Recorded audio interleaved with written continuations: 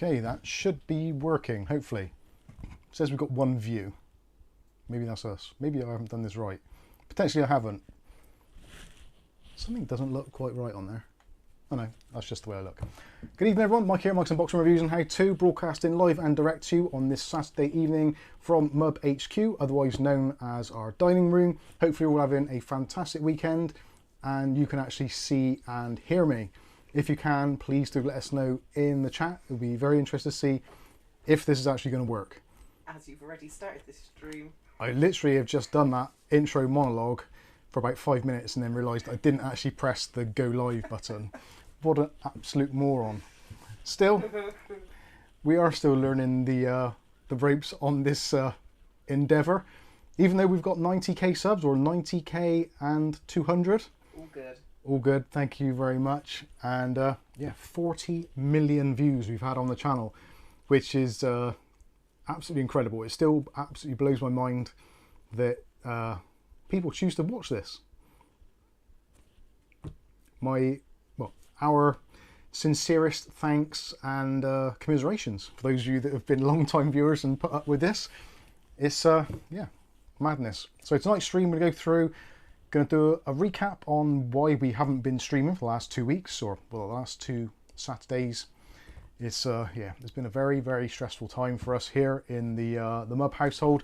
The internet has been basically unusable pretty much for probably 95% of the time, which has been absolutely horrendous for someone who actually kind of makes their living on the internet. Not having the internet makes a huge difference, and yeah, kind of it's been very stressful. So it's been a very, very long week and a half.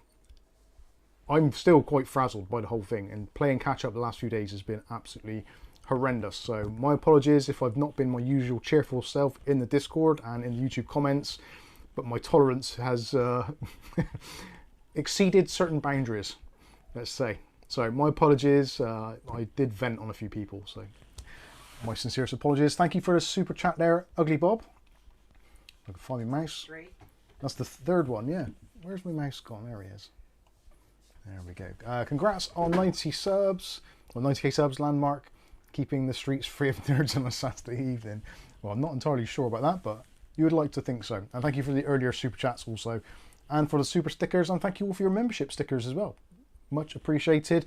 Those of you that are long-term members of the channel, long-time subscribers as well. Thank you all so much. It's absolutely fantastic, and it makes what we do that much more worthwhile, enjoyable, and yeah, that community feeling, which is something which we wanted from the beginning.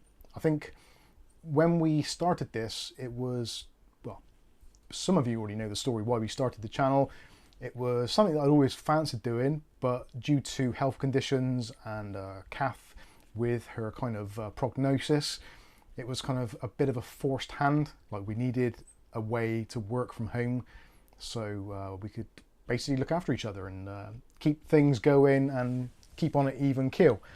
Fortunately, Kath's prognosis was not quite as dire as expected, and we've worked on our own methods and ways of dealing with certain situations, which, as it seems, have been paying off. And I would say Kath is probably healthier now than she has been in a long, long time. So thanks be to whoever up there is looking down on us. And well, some of it is, well, actually most of it is down to Kath, because she's the one who researches all the health stuff and tries all these crazy things, and some work, some don't, some are better than others, but yeah, we're getting there.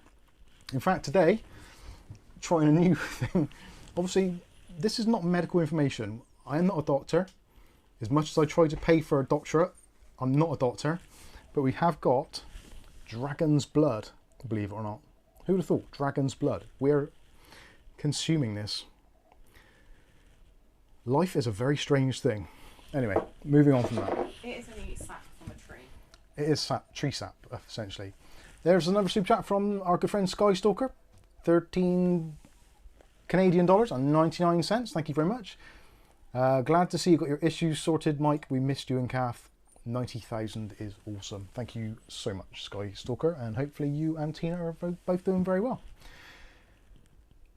Anyway, so yeah, that is why we started the channel, and it's kind of just grown and grown. Didn't really expect a great deal, and actually there were some people that when we started this said like, do it if you want to, but it's a bit pointless. You'd be lucky if you get 100 subscribers, maybe a couple of hundred views, if you're lucky. And to those people, well, here we are, still going strong and still doing what we can to keep the wheels turning. So that is that out of the way. Where do I start? Where do I start? Oh, actually, I should test out the camera angles, because that's something we haven't tested yet to make sure that everything is working. So let's go through first of all. So yeah, that's working. Clearly that is important. So that's the main camera, that is working, and we have audio from what I can tell. Let's go with the overhead camera. That should be working. There we go.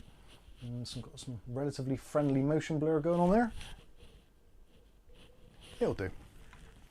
And I'll get rid of that message on there. So that is working. Can you still hear me? Please, can you let me know if the overhead is okay? Just type in the chat, overhead sound okay.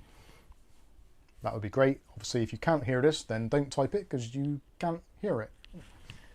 Kind of thing, if that makes any sense. 5 SUR5. Unfortunately, we can still hear you. Thank you, Bob. Much appreciated. And let's go with the webcam. Hello. So we've, oh, I shouldn't have done that. I put my hand up to track. So this is the tracking webcam. Got this on. This is actually going to be quite useful today because we are going to be taking a look at this little beast. This has been part of the bane of my life for the last 2 weeks, give or take, which we will explain, which I was about to explain in last week's stream. No, sorry, the week before stream, before everything went basically pear-shaped. So the story behind this, which is actually quite an interesting one, I think, personally, we'll go through. And SkySort is lol, sound and pic is good for the webcam. Excellent stuff. Never mind, it is frozen. Oh, it has frozen, hasn't it? Oh, but you can still hear me. I think I know why that is actually, because it's on a particularly long extension. So if I unplug that and plug it back in, and hopefully, is that booting up now? There we go. Let me know, can you still hear me? The sound is good. All right, that's a start. Maybe this will work, I don't know. Let's have a look. Let's deactivate and activate. Hey, there we go, it's working again. Okay, so possibly this wasn't a great idea. Yeah, that is, can hear, you okay? Yeah, I'm okay, that's working now. Yeah, I've got a particularly long extension. USB webcams, especially ones like this, don't particularly like those long extensions, so we'll see what we can do with that anyway. So let's go back to the main camera and let's get into things. So, before you start, can you answer voice 5? Can I answer a voice 5? Sir 5, I think. If I could see it, I would. It says, I have to scroll. Hi, I got a tech question. If a BIOS update gets interrupted and the BIOS brick, does the BIOS flashback still work and can solve the issue, or it stop working as well? Yeah, voice 5, Sir 5, that is a question we get answered quite a lot. No, asked quite a lot, and I answer quite a lot. The whole point of the USB flashback button is to recover a BIOS. So if you are in the middle of flashing a BIOS and it does go Pete Tong, you lose power, whatever it is, then the whole point of the BIOS flashback utility is the fact that you can use it to recover a BIOS. I've actually made a video on that, which hasn't been released yet. I think it might be going out to patrons on Monday, possibly Tuesday. Basically going through BIOS flashbacks and stuff and a little bit more detail and how to recover them. So yeah, essentially that is what the deal is. So you've got your BIOS, your main UEFI BIOS for the motherboard, and next to it, generally on most manufacturers' boards, unless they've cut some corners somewhere, there's going to be a separate chip which powers the USB flashback system. So even if the BIOS, when it's transferring, gets corrupted or damaged, or for some reason you manage to flash the wrong BIOS, which is actually quite hard to do, the whole point is that the BIOS flashback is on a separate chip altogether and uses a separate logic. So the BIOS flashback should always still work unless there is a physical defect with the motherboard or the power supply or the power delivery. But yeah, hopefully that answers your question. Wow, I answered a question. Getting good at this. Thank you. So hopefully that... said that's neat, thanks for the answer. Not a problem. So, let's start off with why we haven't been streaming. So, we haven't been streaming because our Virgin Media broadband has been... it started to get a bit flaky. And we've noticed there have been sort of regular disruptions. Not enough to warrant a call to them, but the occasional, oh, internet's gone again. And then it would come straight back. So it was kind of like, well, maybe they're doing something on it. When it came to doing our stream on the, I think it was the 16th of May, maybe the 14th, somewhere like that, middle of May.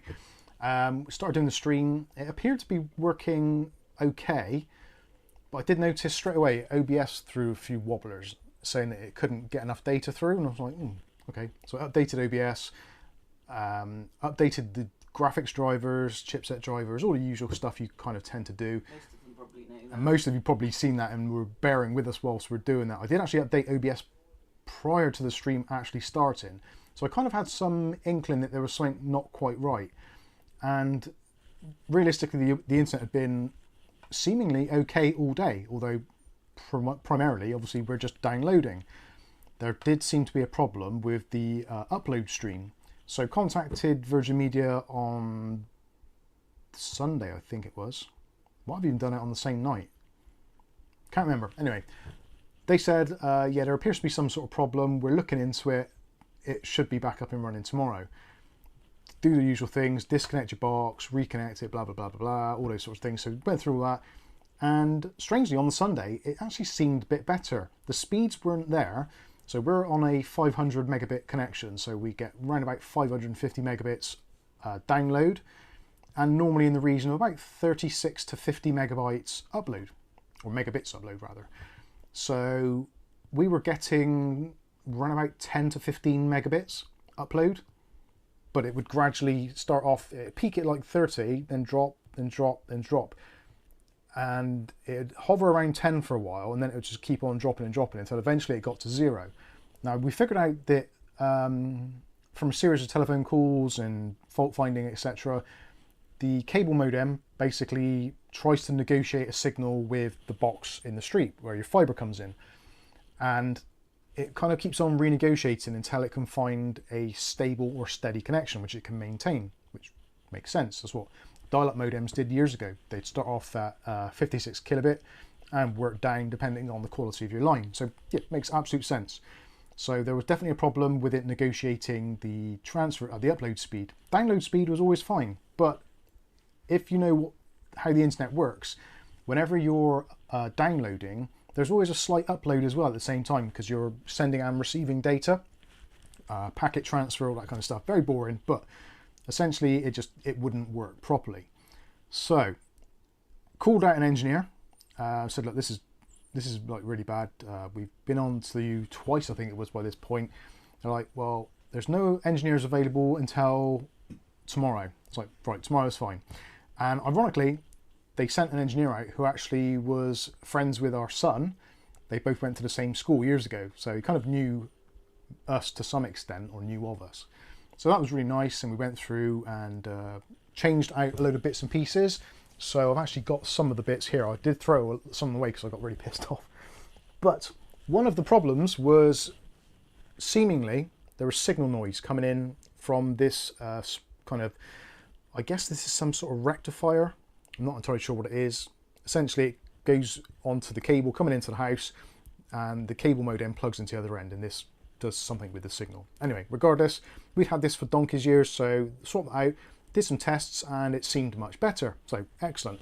So we then went out into the local cabinet out in the street just to do some signal tests there and connect up the equipment. Isolator, Matthew Day said. Thank you, Matthew Day.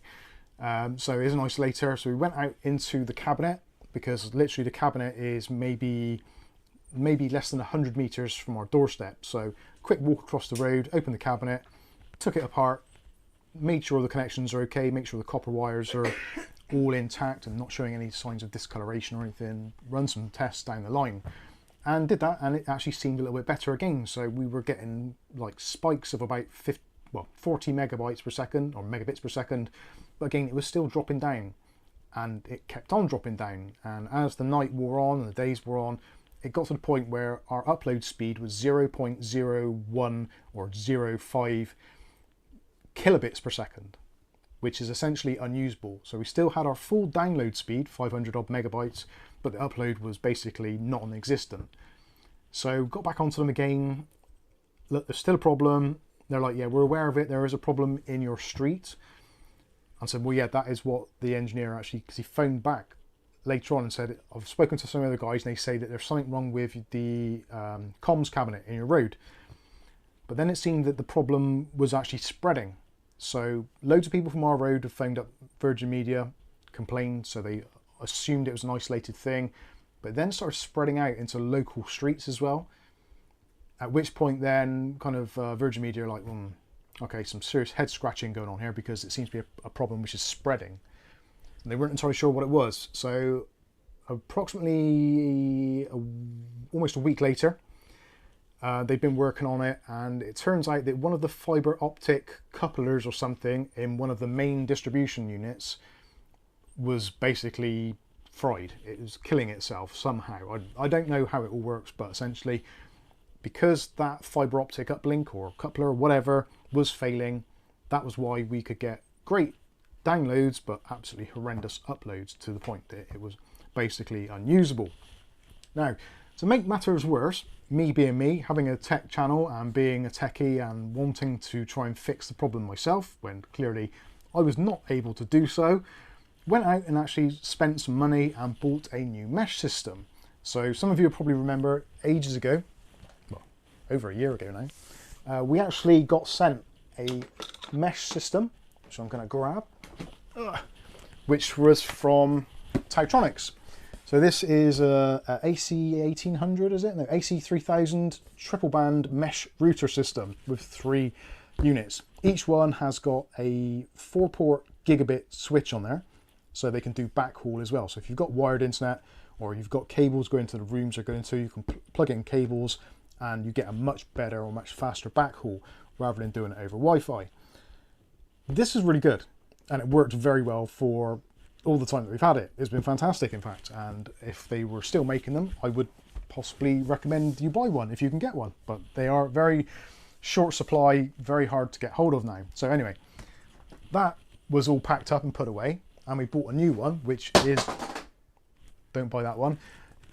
That was any that was the rectifier, modulator, isolator, the thing that Matthew Stay said it was. Isolator. Anyway, so we went out and bought a new mesh system, which is from Zycel, which we've actually reviewed some of their other networking products previously. Not sponsored or anything, just bought it and basically replaced it. So now I've got that installed. I'm going to keep all of that because I'm going to do a review on that. So if anybody out there lives in the UK and you want a wireless mesh system, such as this one, which is nicely boxed up, then please do let me know. Do you have to say about the plugs? Mike@mikesunboxing.com or Discord or whatever you want to do. The only thing about it, if you are interested in it, is because the plugs that are supplied are American style plugs. So we ended up using like 3 of these, which obviously if you want them, I will throw these in free of charge. Not something you need to worry about. But it's a great mesh system, but we need some room here. It is getting absolutely ridiculous. There's boxes everywhere. So if anybody needs a mesh system, please let me know. I will let it go for basically next to nothing. It's probably going to cost me about 15 quid to post it, but maybe like 50 quid is yours. Thereabouts. Cap's looking at me. No, I'm thinking Parcel Force. Oh yeah, Parcel Force are useless. If we can get it to go. Yeah, if Parcel Force will actually come to collect it, then yeah, we'll do it. So if anybody wants a mesh system, which is very good and works, yeah, please. Proper plugs, you mean? Please. Guy said.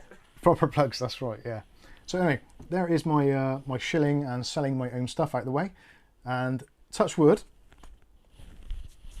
the internet is now working and it appears to be doing very well. We are currently been streaming at approximately 5 megabytes per second. Well, 5,000 kilobits. 500, I don't know, whatever. It's 5,000 kilobits per second upload, and it's green and we do not appear to have dropped a single frame. We have 0.000%, which is excellent. So everything appears to be working, which is good. We like that. So that was the first part of the whole trauma of what has been going on. The next part of the trauma has been this. So when I started doing the stream, I was explaining about it. This case, or chassis, I keep on calling it a case. It's not a case because it's not encasing anything. I am at great pains not to say it's a case because it isn't a case. This is from Streacom. This is their DA6 open tubular frame ITX chassis. He says. Yes, Kath.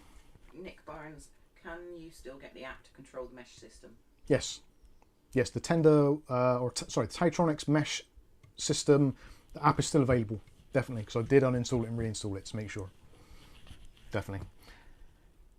Yeah, so this is from Streacom. Now, our good friends over at overclockers.co.uk reached out to us and said, would you be interested in reviewing this chassis? Immediately, I looked at it in its open barebone form and thought, no, I really don't want to do that. It's not my cup of tea at all. But I did think about it and think it's actually quite an interesting and challenging build. Normally I like to do things the easy way if I can. Anyone who knows me or has known me for a long time will know that one of my mottos is any waste of effort is a flaw in my design. That is a motto that I've gone by for many, many years. And this is obviously not the simplest of things to deal with. Yes, Kath. William Bodie, will you do a mobile WLAN router review one day? Possibly. I might do. Yes. It might be worth... I was actually going to buy one from 3 here in the UK. They do a 4G and 5G home broadband system, which runs off a SIM card, which potentially I will do a review of as a backup unit. That would be very helpful. And being that we are getting to be a slightly larger channel now, it kind of would make sense to have some sort of redundancy. Anyway, yes, possibly. So anyway, this was looking to be an extremely challenging build, full of the usual frustrations that you get with an ITX build. And this is 100% no exception. It was an absolute royal pain in the backside, but not for the reasons that you'll think of. There seems to be 2 people want the mesh. Oh God. Nick Barnes and somebody said earlier. Okay, I'll have to take a look at the mesh thing. We'll sort it out one way or the other. Hopefully. Anyway, so extremely frustrating. The reason being is because I didn't actually have a ITX motherboard at the time, because the previous one I'd actually sold in a system, which was an absolute nose. There's a super chat coming in from a good friend of the channel, Ryali. Thank you very much. It says £20 and congratulations on your 90k subs. Thank you very much. And it's all down to you guys. You're the ones doing it. We're just sitting there in front of the camera, pressing the record button every now and then. Not in front of the camera. Yeah, she's not in front of the camera. Bad cat. So anyway, didn't have a ITX motherboard. Now, anyone who knows motherboards or PC pricing at the moment, you'll know motherboards are all ridiculously expensive, pretty much across the board. So it was, do I get a cheap ITX motherboard, like the Gigabyte A520 I-AC, whatever it is? But I don't think that would do this justice. Being this open frame, you want something which you're going to actually be able to kind of challenge it a little bit in terms of what you can do. So I wanted to go for an AM4 build. I have a Ryzen 9 3900X, which has just been sitting there waiting for something to go into. And I thought this would be absolutely perfect for it, because that is quite a heat generating chip under load. And I thought it would be quite a nice thing to do, a powerful little PC into a chassis. So motherboard wise, I needed a B550 or something. So again, for those of you that watched the stream or know a little about what was going on, there was on Facebook Marketplace someone selling a Gigabyte motherboard, X570i, Aorus Wi-Fi Pro, or Aorus Pro Wi-Fi, whichever it is. And the listing said it was £60 for parts non-working, or for spares and repairs, that kind of thing. Now, for me, that is a lot of money. £60 to spend on a motherboard which potentially might be absolutely useless is a lot of money. So I messaged them back saying, I'm interested, but I don't want to put £60 down on a motherboard that doesn't work. So would you potentially take £30 and then I'll test it. If I'm happy with it and it works, then I'll happily give you the extra money. That's weird, the TV went off. Okay. Thank you for the super chat, Mr. Aitken. You made the TV turn off. I think our power supply is going a bit wonky. Echo Orali's words, thanks Mike and Kath, congrats. You're very welcome, and again, it's down to people like you. Thank you. Thank you so much. So, yeah, emailed them, and absolutely fantastic guy turned around and said, yes, that sounds absolutely fair. I did ask what the problem was, but we never got to the kind of the end of it. But essentially what they said was they'd taken it to a PC store to be repaired. Should have brought it to me. But they took it to a PC store and the computer shop said that the motherboard was faulty and needed replacing. They replaced the motherboard. He had the computer back and the problem still remained, but apparently has been remedied since. So it's kind of like, okay, so what is actually wrong with it? Very strange. I thought £30, first of all, I can make a video on it to see if it actually works, and it's like that excitement thing, will it or won't it? And if it does work, then I can do the BIOS flashback on it, BIOS tour, build, etc. So happy days. For £30, it was in Bristol, relatively short distance away over in towards Lawrence Weston Way, which is towards Avonmouth side of Bristol, so pretty much the opposite side of where we are, but it's about a 30-minute journey to get there, so it isn't the end of the world. So 30-minute journey there, 30-minute journey back, £30 motherboard, got it back, was about to get it all set up so we could do the stream, because I wanted to find out live in the stream if the board was actually any good or not, if it worked. And that is where we kind of tailed off the week before last. So I was trying to get to this point. So anyway, got the motherboard, got the processor, got some other bits and pieces, mini-itx power supply from Thermaltake. It's their tough power 850 watt, which is complete overkill for what this is, but at least it's going to give you possibilities and upgrade paths. The board itself appears to work, it posts, and I've actually managed to get Windows installed on it. I'm not entirely sure if there's an issue with the PCI Express slot or possibly one of the USBs. I still am yet to test out fully to make sure that that isn't the case. Whether it's just me being a dipstick, potentially that could be what is going on.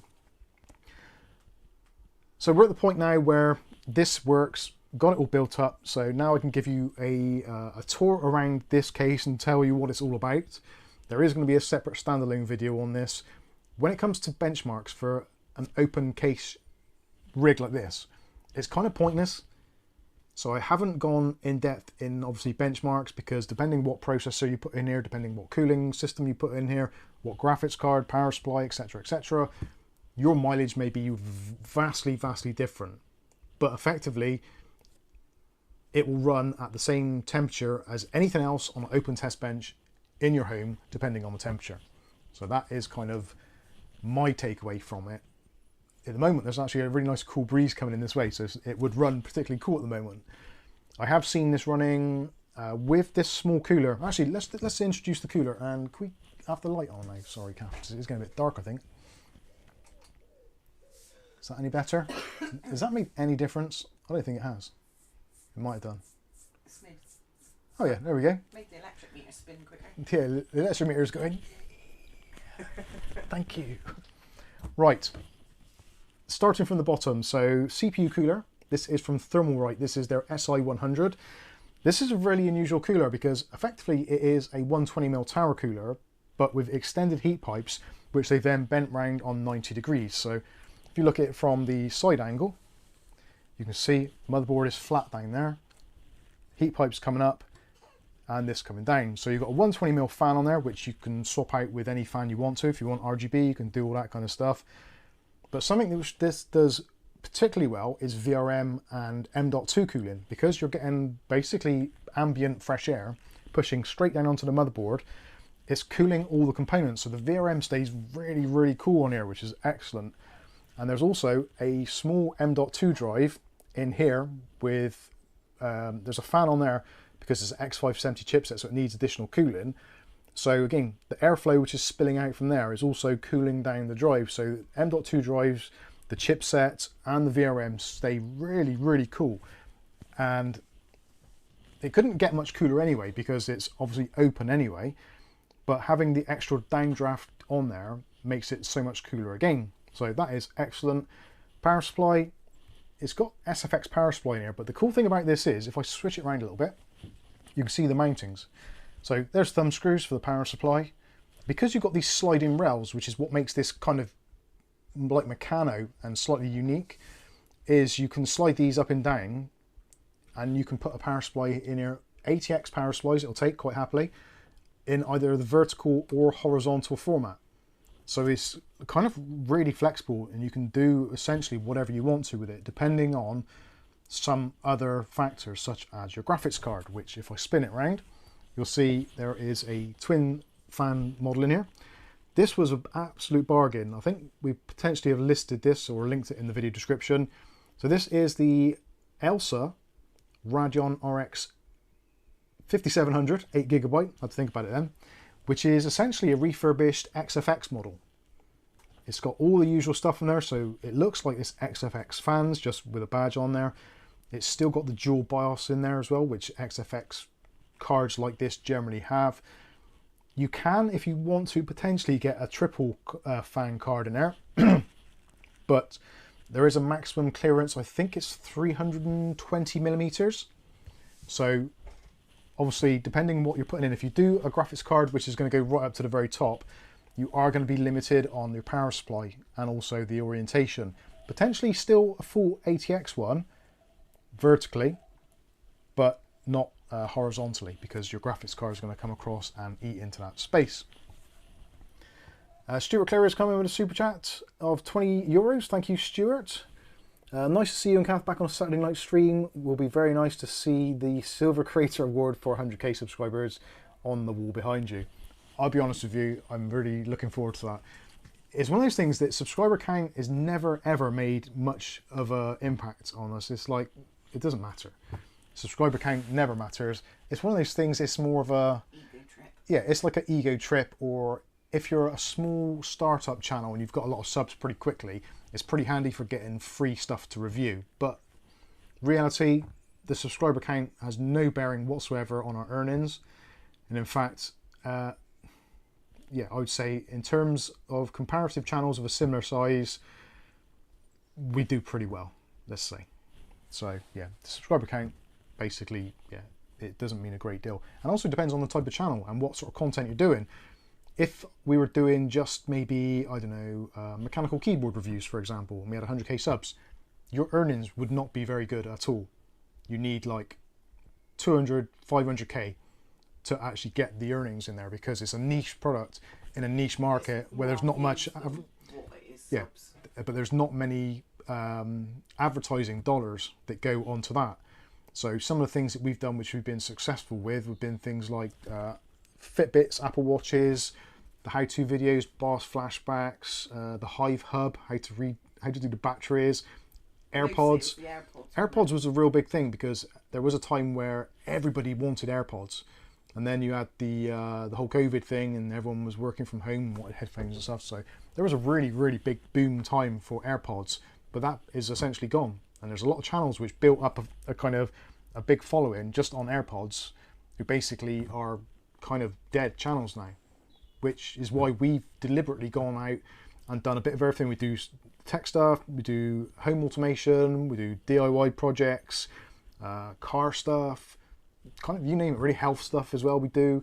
So we try and spread our bets across various different genres, because if computing falls out of favour, which it does at times like the summer and stuff like that, or when there's no stock, or when prices are crap, so you've always got the other videos to fall back on, which is, yeah, kind of what we do. Anyway, hopefully that makes some sense.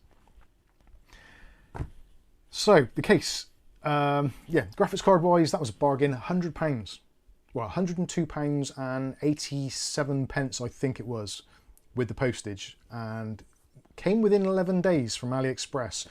So you left one out, sorry. Cookie reviews.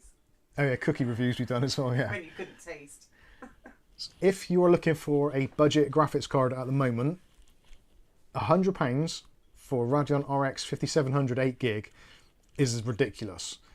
You seriously cannot do better than this at the moment. I don't care what they say. You also get, yeah, less than, well, they guarantee you 11-day shipping, or they give you some money back.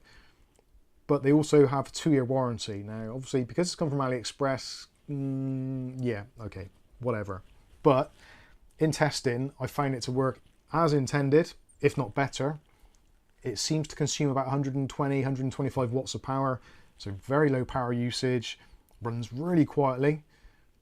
And yeah, honestly, for £100, you cannot ask for more. And it's only like a stone's throw away from the 5700 XT, which you can flash the BIOS of the XT onto this, and it performs even better. So for £100, we're not affiliates of AliExpress or anything like that, but seriously, for a cheap graphics card, you can do a lot worse. And if you're one of those NVIDIA shills, they do NVIDIA stuff as well, so you can look out for that. So that's the graphics card, the system. I'll give you a look at the top actually, the top section, so where the handles are. You've got a power button there, and also there's a USB Type-C, so it actually has got some kind of front I/O, even though it is like an open shell thing. And clearly you can see from the side here, you can, if you want to, you can have it mounted this way up, that way up. It doesn't really matter. You can mount it whichever way you want, whichever suits you. So if you don't necessarily want some sort of vertical tower on your desk, you can just have it as a flat tower PC.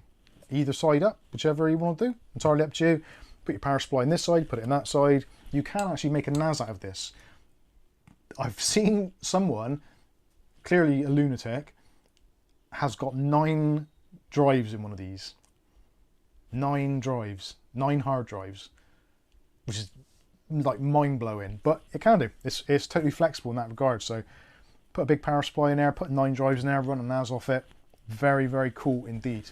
And when it comes to the I/O and the back stuff, you can see here, so got access to your I/O, which is recessed as well, so you don't have to worry about things being a bit too long when you plug them in. I was concerned about HDMI leads and DisplayPort cables bending, but they plug in there, bend through the side, happy days. Power plug in there. And the extra holes that you've got were there, and the other one at the top there, you can actually get plug-in modules. So if you want to have a biometric reader, boom, use that, log into Windows. You can also add USB ports, etc. So yeah, it is very, very cool. I like it a lot. Potentially as well, if you want to, you could serve cakes. It's buffering apparently. Doesn't appear to be. Okay. It's fine there. I have no drop frames.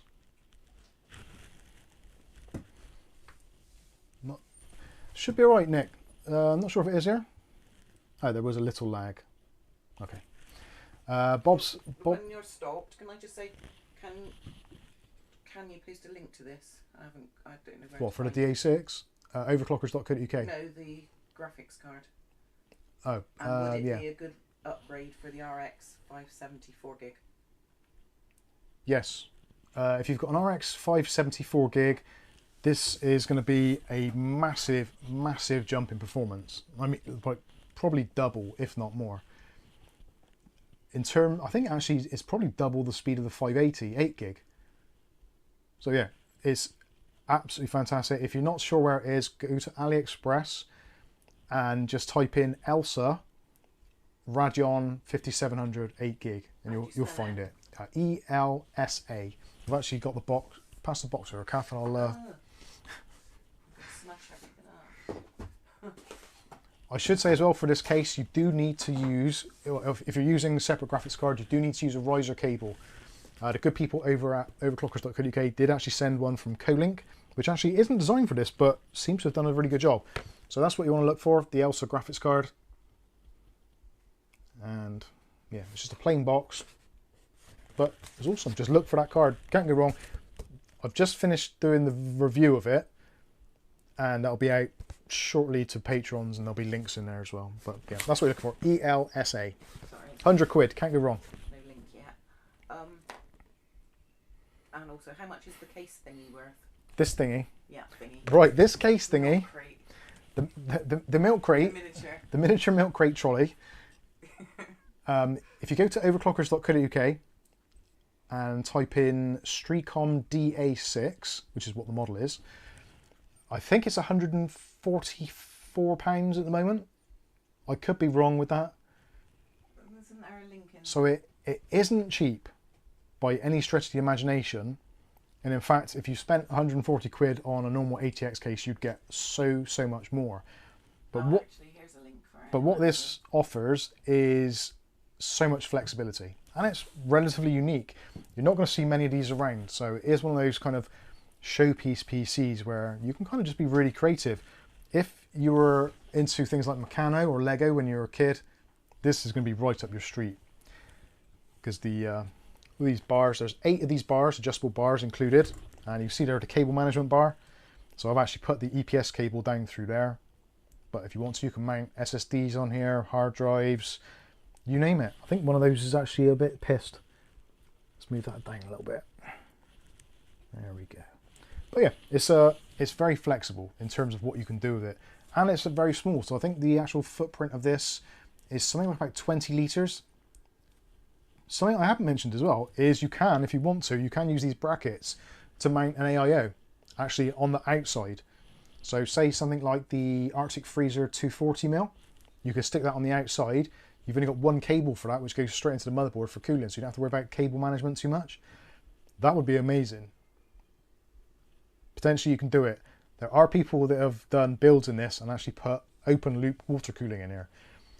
A little bit more than what I was prepared to do myself, but anyway. So, it works. The motherboard appears to work to the best of my ability of testing so far. I need to check every individual port, check audio, that sort of stuff. But in terms of functionality, it's performing as it should do. And in fact, the graphics card, when I did the 3D Mark tests on there, and Unigine Heaven, regular benchmarks, normally when you benchmark a graphics card, at least when I do, it's in the kind of the OK range or just touching the OK range. But this actually was in the good.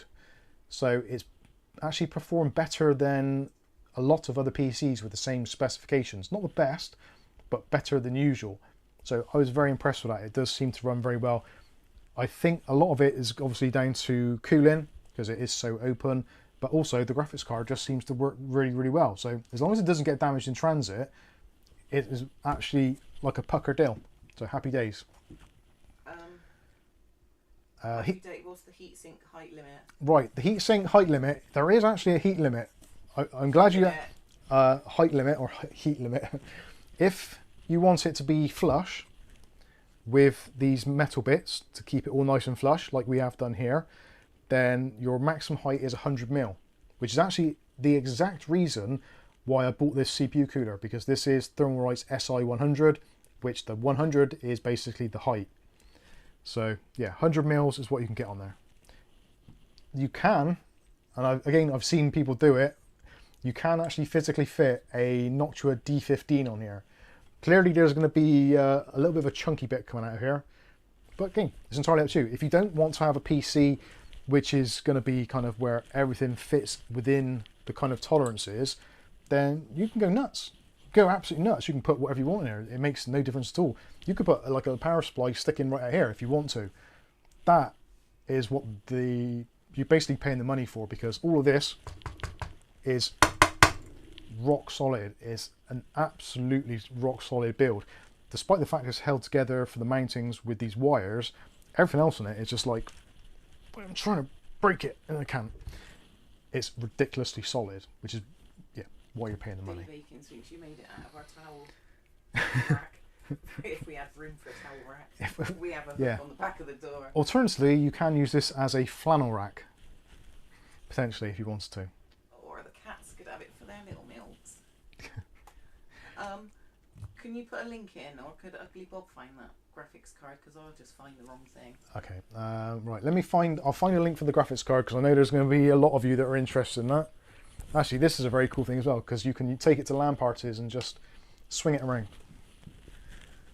Oh, or you could use it. And to be honest, the cats haven't even wanted to be near Yeah. it, have they? No, and I haven't caught my fingers in the fans either. They like the box. It's in. Right, let me get a link up for you. So AliExpress. UglyBob said he'd find it. So I got it. Race against time. Who will put it in first? That's what she said. Oh, I can't because the link's too long. Damn you.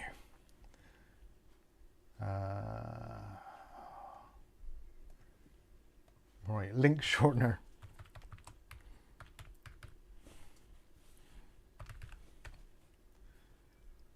Short URL. There we go. Boom. Paste. Shorten URL. There we go. Copy.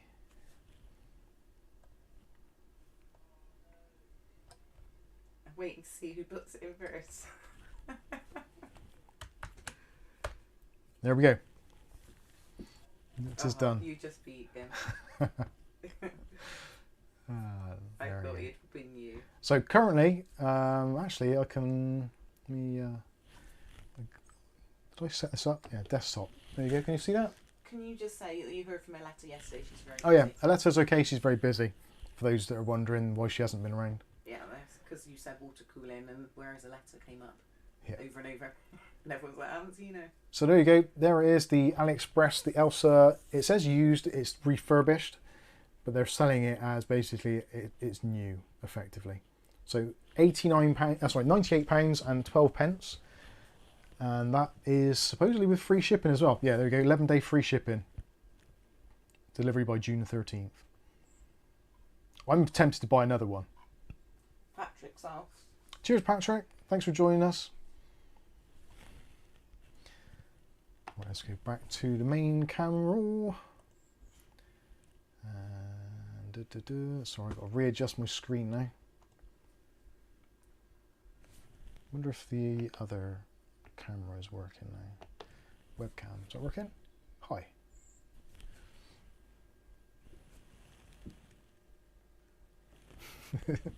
I never get tired of that.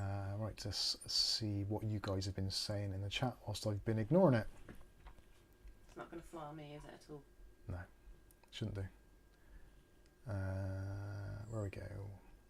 William Bodie said, wow, the GPU is only €135, 25 cents. It's cheap. It's cheap. It's good price. Honestly, for the money, as long as it works and it turns up, I think it's extremely hard to go wrong for £100 for an RX 5700 8 gig. Like, it's nuts, absolute nuts. It performs well, runs well. I actually took it apart. You'll see the video come up anyway, so I've taken it all apart and I've actually checked inside. So it's got Samsung RAM on it and they've got new thermal pads.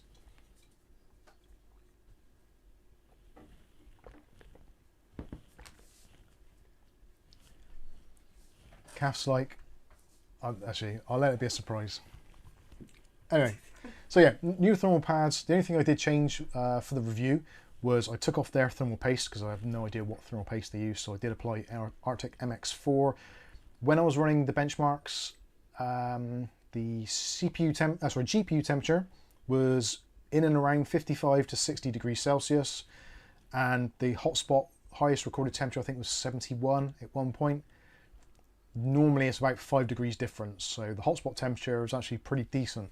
I have known 5700 XTs and 5700s to get to kind of 85, 90 degrees Celsius on the hotspot. So in terms of that, the cooler seems to be doing a really good job.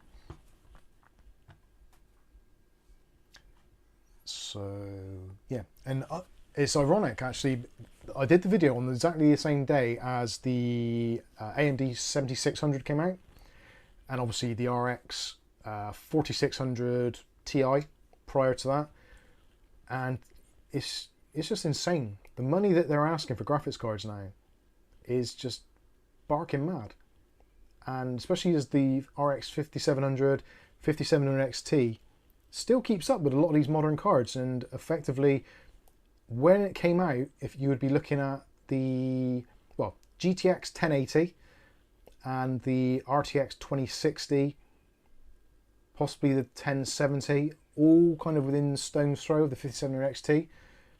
Some slightly faster, some slightly lower, depending on what it is.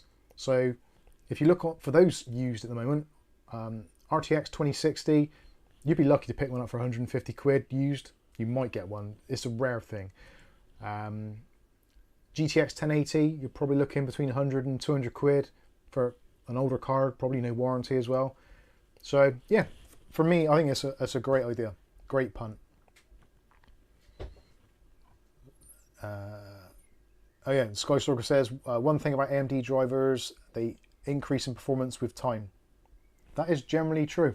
Yeah, AMD fine wine technology. NVIDIA cards, generally, the performance you get on day one is pretty much what you're going to get at the end of the life cycle.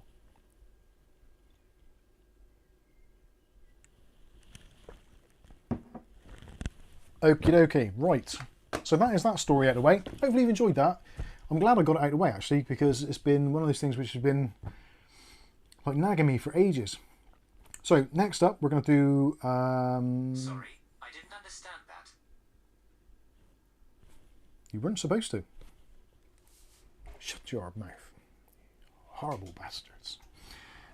Rick H coming in with a $10 for more MX4. Bless your heart, sir. That was very kind of you. Oh, actually, well, I have got some thermal paste. No, I think it was it Rick who sent the Noctua, the NT4? NTH4? I need to start using that. That would have been actually perfect for the graphics card. I just looked around and noticed it on the shelf. Getting cold?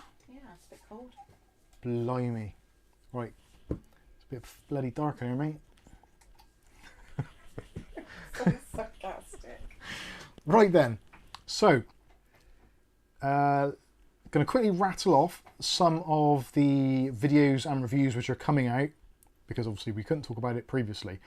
So there's a long list. We've got another keyboard from whatgeek.com. That's the Skylung GK75 ISO layout, RGB.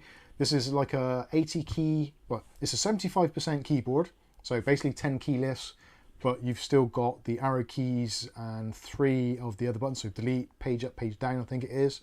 Also a volume wheel, very cool. Optical Gateron switches in red. Like it a lot, actually. Nice translucent display on it, not too overly bright RGB as well. And they've got this new silicon sandwich layer gasket in the keyboard, so when you're typing it just feels amazing, and it's like, it's not silent because switches aren't supposed to be silent, but it hasn't got any kind of weird resonance or pinging or ringing, which we did find previously with the GK95 or whatever it was. So anyway, that'll be coming out shortly. What else have we got? I'm looking on the list. On that list. Artech. This was a bargain. This might still be available if... Yes, it will be still available. Let me grab this. So this is possibly the cheapest wireless USB, Bluetooth and Wi-Fi keyboard that I've seen in a long time. It actually has a wireless keyboard and also a trackpad. This is currently available Amazon.co.uk and potentially Amazon elsewhere. I haven't looked, I'll be honest with you, because I haven't. It's global. So this is pretty barking. The look may not be to everybody's taste, but I think the functionality will be. So this is the keyboard, extremely thin, like razor thin, almost, well, Shave your head with that. It's not far off. It's probably more narrow than an SSD drive. It's very, very thin, but it's got like no flex to it hardly. I was expecting it to be all over the place, but it is basically solid metal. And is that metal? I don't think it's. Yeah, at least that side is. Christ. Yeah, that's definitely metal. Do it that way. But it's not overly heavy, which I don't understand how that works. So it's metal, but it's lightweight and it's thin. So why don't they make laptops like this? That would be great. Anyway, so 3 buttons, that one there selects the USB connectivity. Sorry, the Wi-Fi USB dongle. That button there, Bluetooth 1, and that one there, Bluetooth 2. So you can connect it up to 2 different Bluetooth devices and a USB. Excellent stuff. You've got a trackpad, which seems to work well. Left button, right button, and they're very quiet. So if you are using this as a media keyboard for your TV and you're watching Hornpub or whatever, then you're not going to be keeping your partner awake, but clacking away wildly, as they say. And the buttons, nice and switchy. I think they're chiclet style, like the scissor thing. I don't think they're membrane. So yeah, they're pretty nice. Got all your media keys along the top there. You can use it on a Mac or you can use it on PC. Toggle between the two. And also you've got your up, down, left, right buttons as well. Reasonable size enter key. And yeah, it's not bad at all. 20 quid at the moment, amazon.co.uk. Links are probably already in the chat. Rechargeable battery. Downside of it, charges from micro USB cable. And on the end, no, sorry, on the back, sorry, there is a on-off switch. So you can physically turn it off, which is always handy for saving your battery power. And there's LEDs. So there's the on switch. So LED flashes above whichever one you're using. So currently it's set to that. If we press on that one, the blue light comes on for Bluetooth. Press and hold the buttons, it goes into Bluetooth pairing mode. Hold it for about 3 or 4 seconds or more. But if you just press the buttons, it switches through the various Bluetooth options, so you can always see which one's connected. There's also a caps lock. Well, actually, that's not going to work, is it? Because I'm not connected. But there is a caps lock. And what's the other one? Oh, the other one is a power charging light. So when you plug it in charging, it flashes green when it needs charging.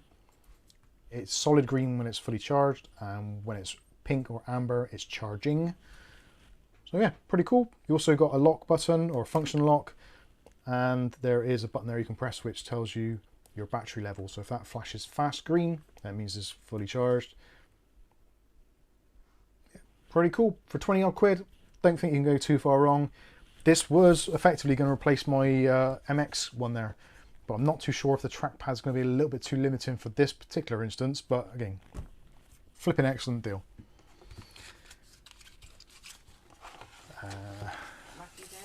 Matthew Day.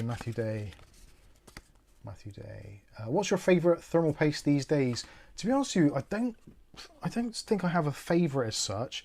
The one I tend to use the most is our Artech MX4, and that is purely because I'm testing stuff all the time, and it seems a little bit of a nose if I use different paste for testing, because obviously then the results can be different. I know it's only going to be maybe 1 or 2 degrees different, but I think just for my own sanity check, because otherwise if I use a different thermal paste and then I do a test with some product, and it's like, oh, this cools really well, or this cools really badly, I then got to think, well, I need to take the processor out now, change it over, put some MX4 in there, just so I know that it's not the thermal paste kind of confusing the results. If it is for my own personal stuff, like my own editing rig, chances are I'll probably use Noctua paste, the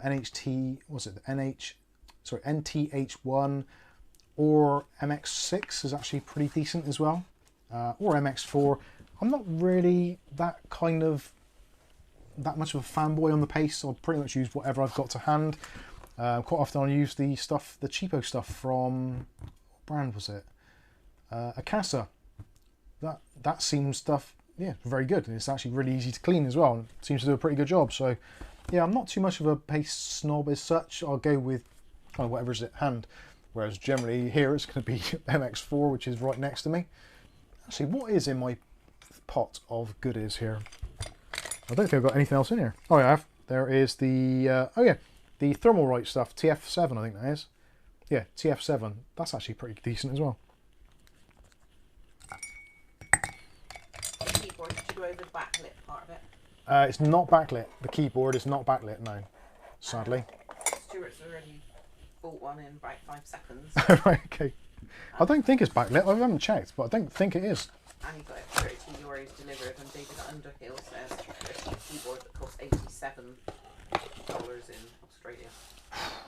Bloody hell. It would be cheaper for us to buy it here and send it to you, I think, for that money. I don't know, Royal Mail prices. Yeah, Parcel Force actually, no. No. Let me see, let me plug this in a minute.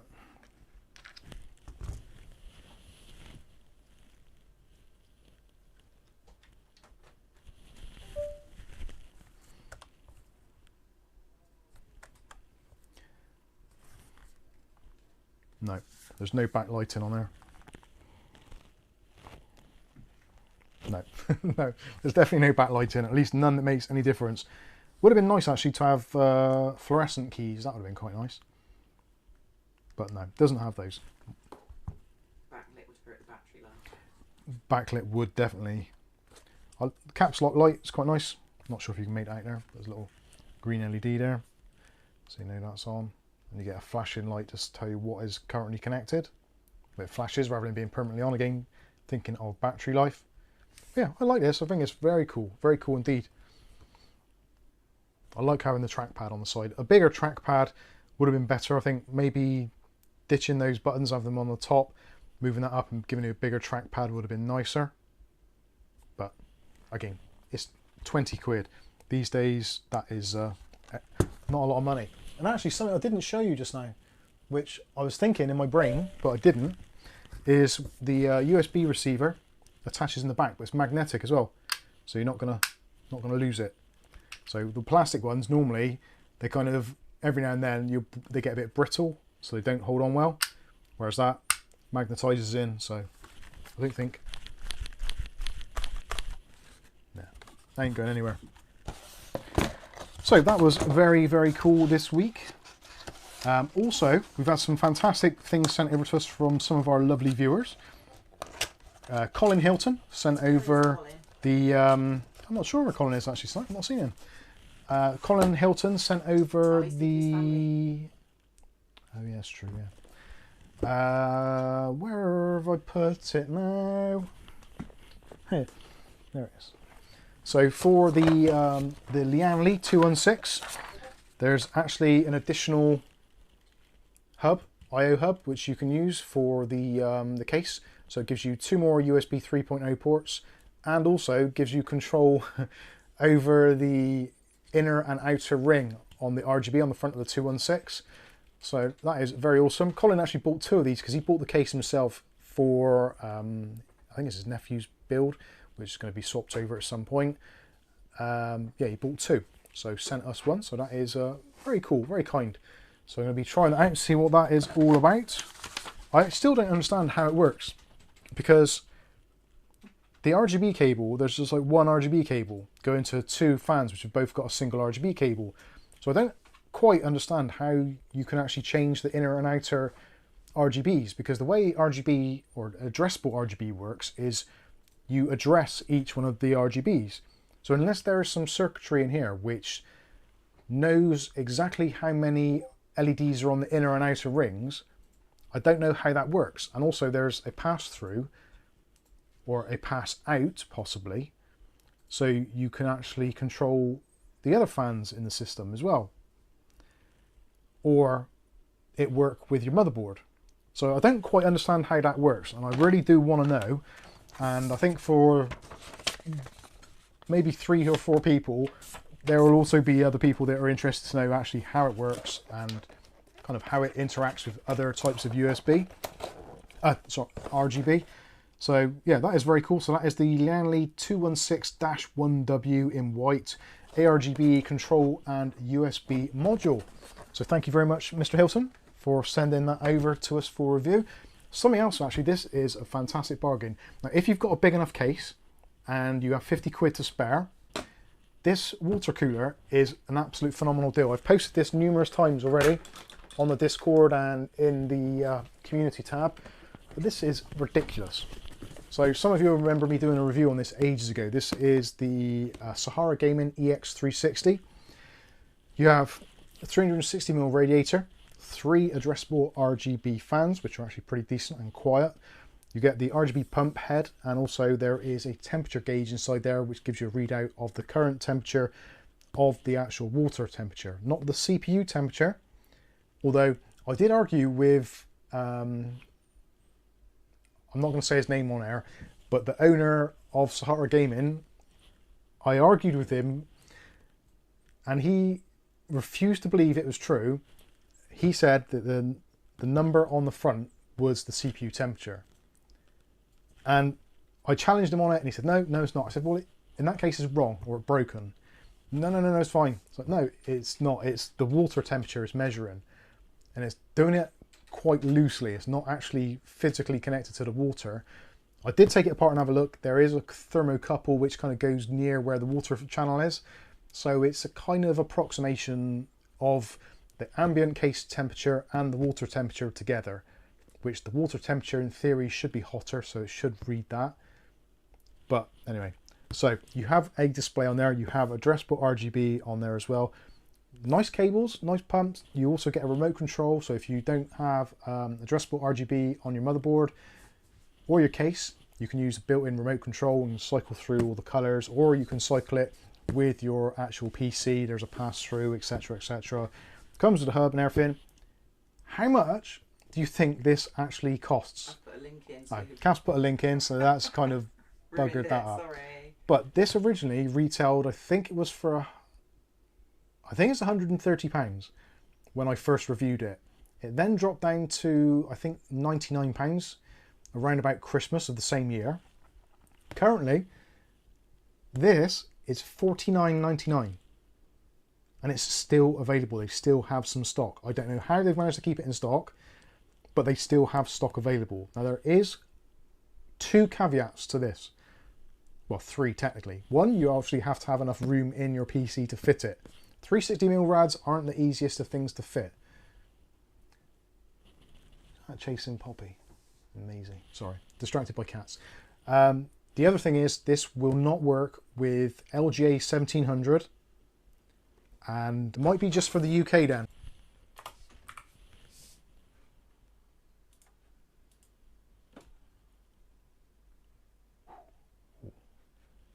Okay, what was going on there? The stream lagged out for some reason. Don't know what happened there. And we're back in the room. What's going on? I'm confused.com. It's not 100% perfect. Is it OBS? Who knows? Anyway, I'm not sure where I got to, so I was going to see if this actually will physically fit AM5. I'm guessing there's not going to be many people that are going to be trying to use this on AM5, but rather than actually have to go through it and answer the question, let's see what the deal is. I can't remember what the fit-in was actually. Intel AMD bracket. Sorry, talk amongst yourselves a minute. I'm just figuring this out in my head. So, no, I don't think it is, because you actually have to physically remove, yeah, you have to physically remove the backplate for AM4. So for AM5 that is impossible, I think. No, actually, I'm going to have to test that out. I don't know 100% for sure. Again, for AM5 there's going to be such a limited user base for it. But for everyone else, if you're on AM4, you're on LGA 11.5X, you're on LGA 2010, you're on LGA 1200, that's the same as LGA 11.5X. So yeah, you're going to be absolutely fine. And like I said, it also comes with the Pirate controller, so a little addressable RGB controller. You can control fan speeds on there, motherboard sync, colors, etc, etc. Or just use it as a pass-through. Comes with 3 fans, radiator, etc, blah blah blah. You get the idea. It's a 360mm rad.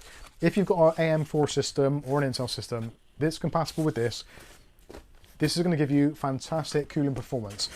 Depending, obviously, processor-wise, if you're looking at an air cooler, something like the Deep Cool, Dark Rock, that sort of thing, it's going to beat that because it's got more thermal mass because of the water. And I should also say as well, actually, this was sent to us by UglyBob. So massive shout out UglyBob for sending it to us. He sent it literally after I'd already ordered 2. So he said to us, I'd seen that water cooler in the bargain, couldn't resist it, can't fit it in my case, so I'm sending it to you to do what you want with. So potentially we might be doing a giveaway on this at some point, but it's going to have to be for UK people only, unfortunately, because at the moment postage is just, it's just lunacy. You've got Yeah. 2 UK parcels. I've got 2 cases going out at the moment, and they're supposed to be collected on Friday. Neither have been collected. This is a bank holiday weekend, but anyway. There you go. So, really bad buffering. Is it still buffering? I think it's okay on my phone. It looks like I just reduced the the thing. Virgin, what's that? Stuart Clary, did Virgin Media tell you what exactly was causing the outage? Interference from one. Well, they thought it was from one person's modem in the street, but it seems that everyone in the street was having it. But then it went more widespread. So it turned. Well, they've replaced one of the fiber optic couplers or something in another main distribution area for like a few of the streets. Yeah. It was Mike's modem. I wish it was. They gave me, well, I'm not supposed to say this, but I did get a new modem. Right. Anyway, so if you want to grab a bargain, if you're in the UK, if you've got an Intel or AM4 system with which is compatible, etc., come on. It's a ridiculous deal. For 40 quid, 50 quid, you'd be hard pressed to go wrong on that. What else have we got? So, UglyBob, the man of much ugliness. It's all his fault. All of this, most of this is his. Hashtag blame Uggs. Hashtag blame Uggs. Exactly right. So, as well as being an extremely generous man and extremely ugly, to the point of mirror smashingly ugly, he's not. I'm only kidding. He looks like Paul Hollywood. He could be Paul Hollywood's ugly twin. But he can't put a coffee cake. Or we haven't had one from him yet. Right. So this is the next part of the UglyBob dilemma. So I hope this hasn't got any addresses on. No, it hasn't. Oh, it has. Let me get a marker pen on that right now. Oh, have you got a marker pen there, handy? A red one. That'll do. No, green. That'll do, donkey. Hey, donkey. Just saw a bat. I haven't actually. I think you've stolen it. Oh no, there it is. There you go. Actually, I've got a Sharpie there. You'll be better with black. There we Just go. saw what bat? Yeah, the bat's flying at her. That bat there, Pops. That's why she had her back arch just now. Blaine brought one in once, didn't he? Yeah. Is there anything else on there? No. Okay. Right. This little tower of goodies is UglyBob's fault. So Bob's seen this case because we've been doing quite a bit on ITX builds recently. Love them or hate them, they are pretty cool. So Bob's seen this Cougar case. This is the Cougar QBX, and he saw it, loved it, and wanted to send it to us for review. So this is exactly what he's done. And because I've just used my ITX motherboard and bits in the other build, In the milk crate, the T-trolley, I thought, well, actually, let's build a kind of more budget-minded mini ITX thing, because potentially there is a market for budget ITX, because it's small, compact, you can move it around, use it as a media center, that sort of thing. So that is my goal with this particular build. So we've got the Cougar case, which we'll take a look at shortly. Processor-wise, this is quite an interesting one, actually. Relatively new on the market. This is the Ryzen 5 4600G. So this is, weirdly, it's normally the G series are slower than their non-G counterparts. So there's a 4500 and a 4600G, both of which share a lot of technology, but this is a little bit faster, and bizarrely, at the time of purchasing, was actually cheaper. So this was, I think, I think it was £80, give or take. But it's got built-in graphics as well. So you've got the Vega 7 graphics on there. 6 cores, 12 threads, PCI Express Gen 3, because it's based on Zen 2 technology rather than Zen 3. But it's also slightly cut down, I think. So PCI Express Gen 3 is the most you'll get out of this. Much like all of the 4000 series chips and even some of the 5000 series chips, like 5600G, same deal, PCI Express Gen 3. So this is basically a 5600G cut down slightly more, using slightly older technology. Well, same technology, less cache. So the actual main level 2 cache, I think, is only like 11 megabytes or something, whereas normally it'd be kind of like in the 30s or more. So yeah, a little bit less cache, still 4.2 gigahertz, but yeah, cheap and cheerful. 65 watt part, should be very easy to cool. So that was the reasoning behind that. So nice little budget CPU. To go with that, we've got a Kioxia 480 SATA drive. I was going to use M.2, but because this has got some slightly interesting ways of storing SATA drives, I thought, what the hell, let's put a SATA SSD in there to see how that goes. So I'm going to stick one of those in there. Motherboard wise, we are going to be doing this one again. Still, I think, the best value ITX board, brand spanking new, that you can buy pretty much at any point. So this is retailing at the moment for about £92. This is the A520i-AC. So with this, we've got integrated Bluetooth and Wi-Fi. Hence the Bluetooth keyboard earlier in this stream. So for a media center PC, this is going to be cracking, because we can fire this up, get the Bluetooth keyboard on there with the trackpad.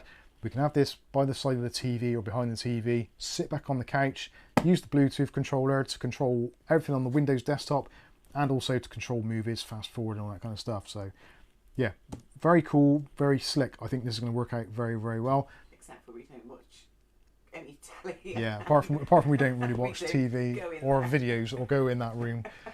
But for someone who wanted to go in that room, it would be cracking.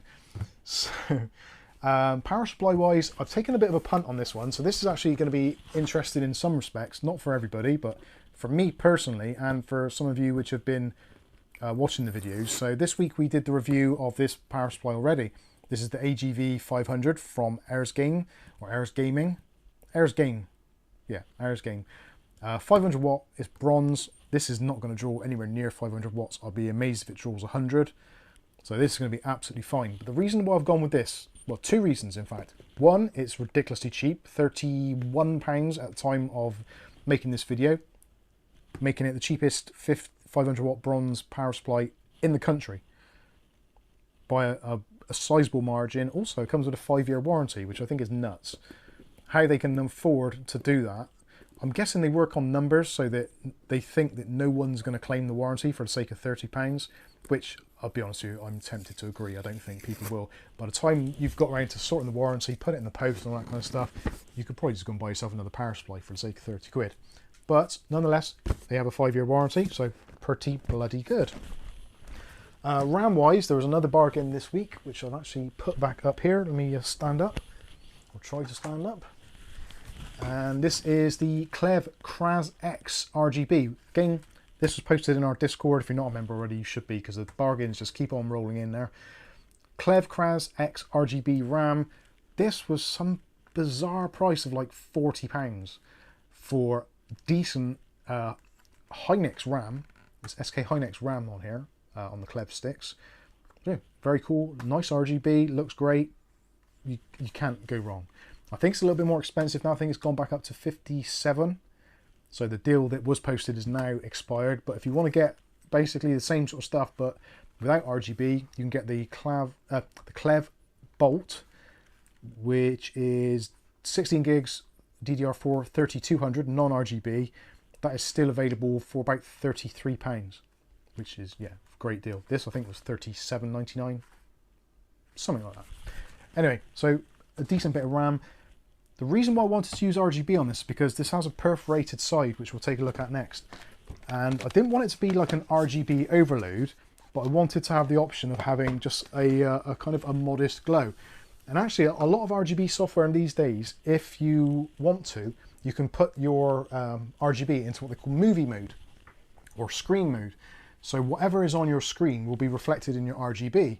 So I thought, again, as this is going to be like a media center type-ish PC, if it's next to the monitor or your screen, and it's actually the colors are replicating what is on the screen to some extent, as much as it can do, I guess, then yeah, I think that's going to be quite a cool thing to kind of tie the whole thing together. And also, when you're watching TV, you should really have some sort of lighting on to stop straining your eyes. So yeah, That is my thinking behind it. There is actually logic in my madness. I've spent this week going over things and deliberating, and my brain is just like completely ugh. So actually this coming out as a logical thing is amazing. I don't know how it works. Cav's cracking up. What's she read? UglyBob says, hope you don't watch porn then, all those flesh tones in your PC case. Says Bob, I put that so when you who sends things like this in the post to us. I put that when you put the other camera on it and show it on your desk. Ugly actual Bob. It's got a good grip. Put your other camera on it and show it on your desk. I did actually make a decision before I did this stream of making it not suitable for kids. I did put that in the tick box for YouTube. So YouTube, if you're watching, it's alright, it's not for kids. Bob says, laugh my ass off, I totally forgot about that ergonomic bottle opening. O'Reilly says, I'm the overthinker, Mike, not you. Actually, yeah, O'Reilly, fair play. You do take thinking to a whole new level. AI O'Reilly. Yeah, I'm sure O'Reilly is actually computer AI.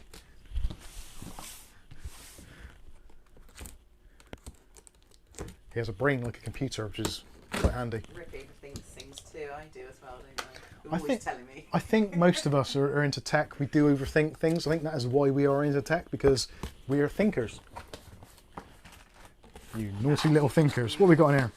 So in here we have some screws and some cable ties, some actually long screws. I'm guessing that is going to be long screws to go through the Cougar. The Cougar needs a long screw.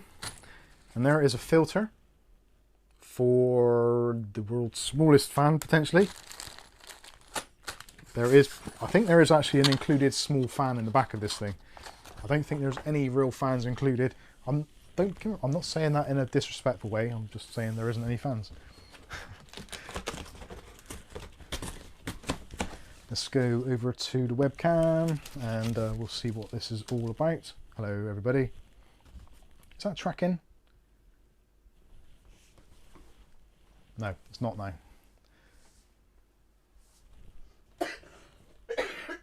Oh, it's tracking. There we go. Now, there is a reason why I'm actually using this webcam at the moment, and that is because the people over at OBSBOT have actually they're in the process of releasing a brand new camera called the Tiny 2. That's why I left it Oh, there. shit! Electric stop. Oh, yeah, you can just about see the old... If you get down, the old didgeridoo there. like when you were sat down, and I left it there so that it'd be just There we go. captured. Dildo cam. I hate those shots. Right, oh my god, those shelves. I know. I got shocked by a Cougar. Hey, this is cool. Let's do the... Actually, it's not going to sit on there. Where's the overhead? There we go. Is that doing the overhead? There we go. So this is the bottom. And... Bottom of the Cougar. This is the Cougar's bottom. Spank that ass. Sorry. There is a removable filter on the bottom. That's pretty cool.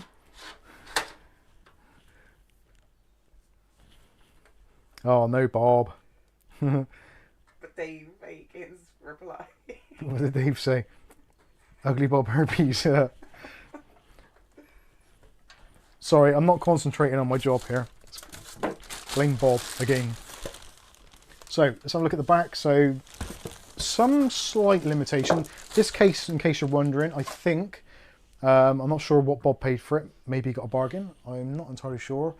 But this was, last time I looked on Amazon, was about £50. So for an ITX case, actually not too bad at all.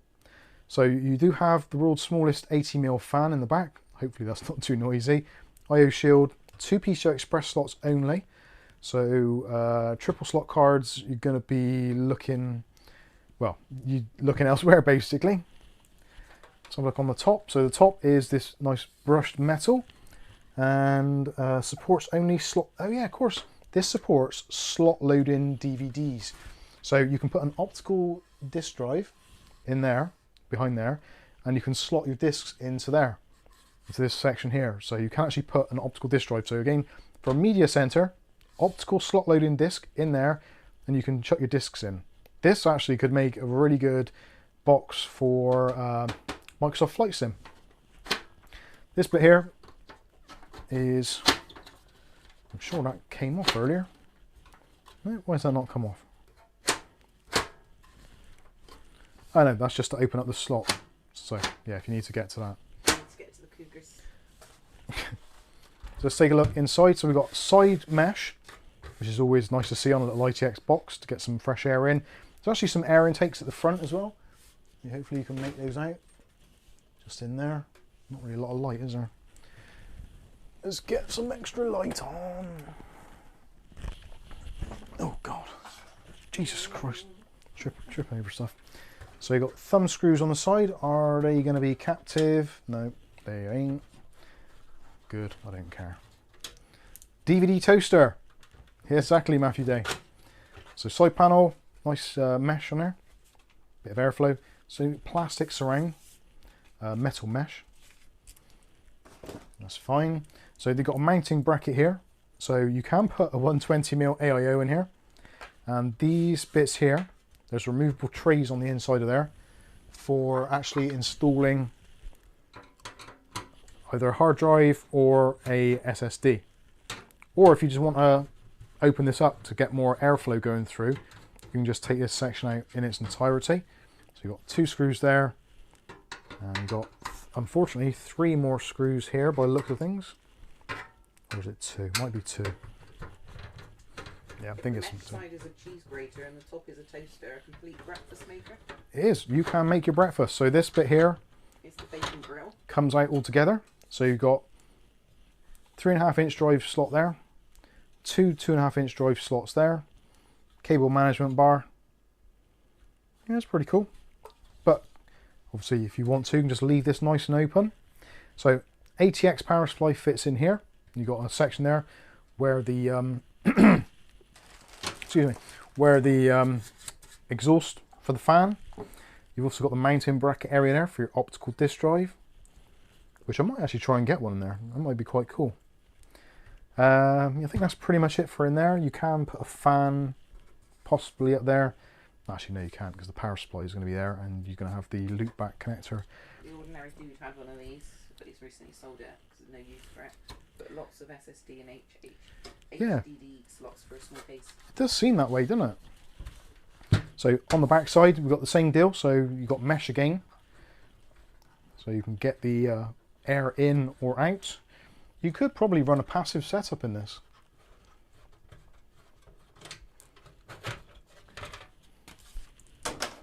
So on the back side, so again, your power supply is going to go in there. It's going to breathe through that mesh. Got some wiring, grommets, all that kind of stuff. USB Type 3 ports there, and a separate headset and mic jack. And also you've got a power button there. I did wonder where the power button was actually, and now I know, it is there. Power LED there as well, so it's not going to shine directly in your face, which is pretty handy. Access to the I/O shield for the motherboard. Another little tray there for your 2.5-inch drives. Pass-throughs for your cabling for underneath, etc. Yeah, it's pretty bloody cool. I kind of like it. I think it's going to be an interesting little build anyway. And it's always nice to try something a little bit new. See what the deal is. DXT Sync says, just bought one of those 5700s. Thanks, Mike. Don't thank me yet. Thank me after it's arrived and it works. But yeah, nice one. So yeah, I think this is quite an interesting little chassis. Loads of storage, depending what you want to use it for. You are going to be limited, I think, in terms of CPU cooler height to about 100mm. So I might consider putting in, I might go with the SI100 again, possibly. We'll see how this pans out. It might be fine with the stock cooler, which really I would prefer to do, but I think noise-wise, especially for a media center PC, it's probably going to be better off going with something that runs nice and cool and can be quietened down a bit.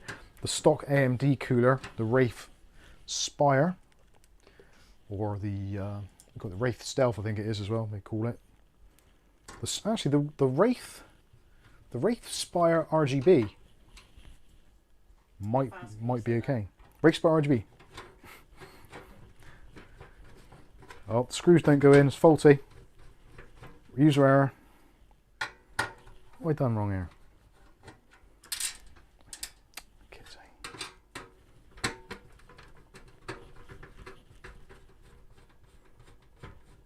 Anyway, the reason why I'm testing the OBSBOT camera out again, there is actually a genuine reason for it. Like I said, there is the OBSBOT Tiny, the Tiny 2, which has just been released, which they've kindly sent over for review. It's got a very neat feature, so you can use it as you would normally, like one of these cameras, so it just follows you around, does all the tracking, all that kind of usual stuff. But another cool feature it's got is whiteboard tracking, which we don't have a whiteboard, so it's pointless. But it does have a desktop mode. So if you go into desktop mode, it will aim the camera down and show what's on your physical desktop, like your keyboard and stuff. But it does some clever stuff with AI, and actually, well, not AI. I wish people would stop saying AI, because it isn't artificial intelligence, because it's programmed. It basically, what it does is takes out the kind of curvature. So if you aim obviously a camera straight down, you get that kind of trapezium effect, because obviously depth of field and all that kind of stuff. And it basically converts it so it looks like a normal image. So it looks like it's just a top-down camera rather than being a side view. So it does some processing to do that. But for us here personally, I think that is going to be very handy, because quite often we're doing things, doing a review, and then I say, right, now let's look at the packaging. You can press the desktop button and it will go down to basically show you a perfect example of what's on the desk. So yes, very much looking forward to trying that out. It's not cheap. OBSBOT cameras aren't cheap, sadly. And am I going to get this on around the right way? Yes, I am. So yeah, there you go. That is what is. That's the deal. Rick says we wore that Cougar out. This Cougar's got to go back. I think Bob's abused her. Which is the front? That one. There we go, happy days. So we'll shut that back in the box now. So yeah, thanks again, Bob, for sending that over. Another ITX build to be getting on with. What is it with ITX builds at the moment? Saying that, I do like them. Let's get my sloppy Cougar sections. Right, where's the? Let's grab the tape. So you can all see over there now, which you don't normally see. That's all the bits and pieces which help keep this ticking over. I'm just looking over there and I see if there's anything offending, which shouldn't be there. I don't think there is.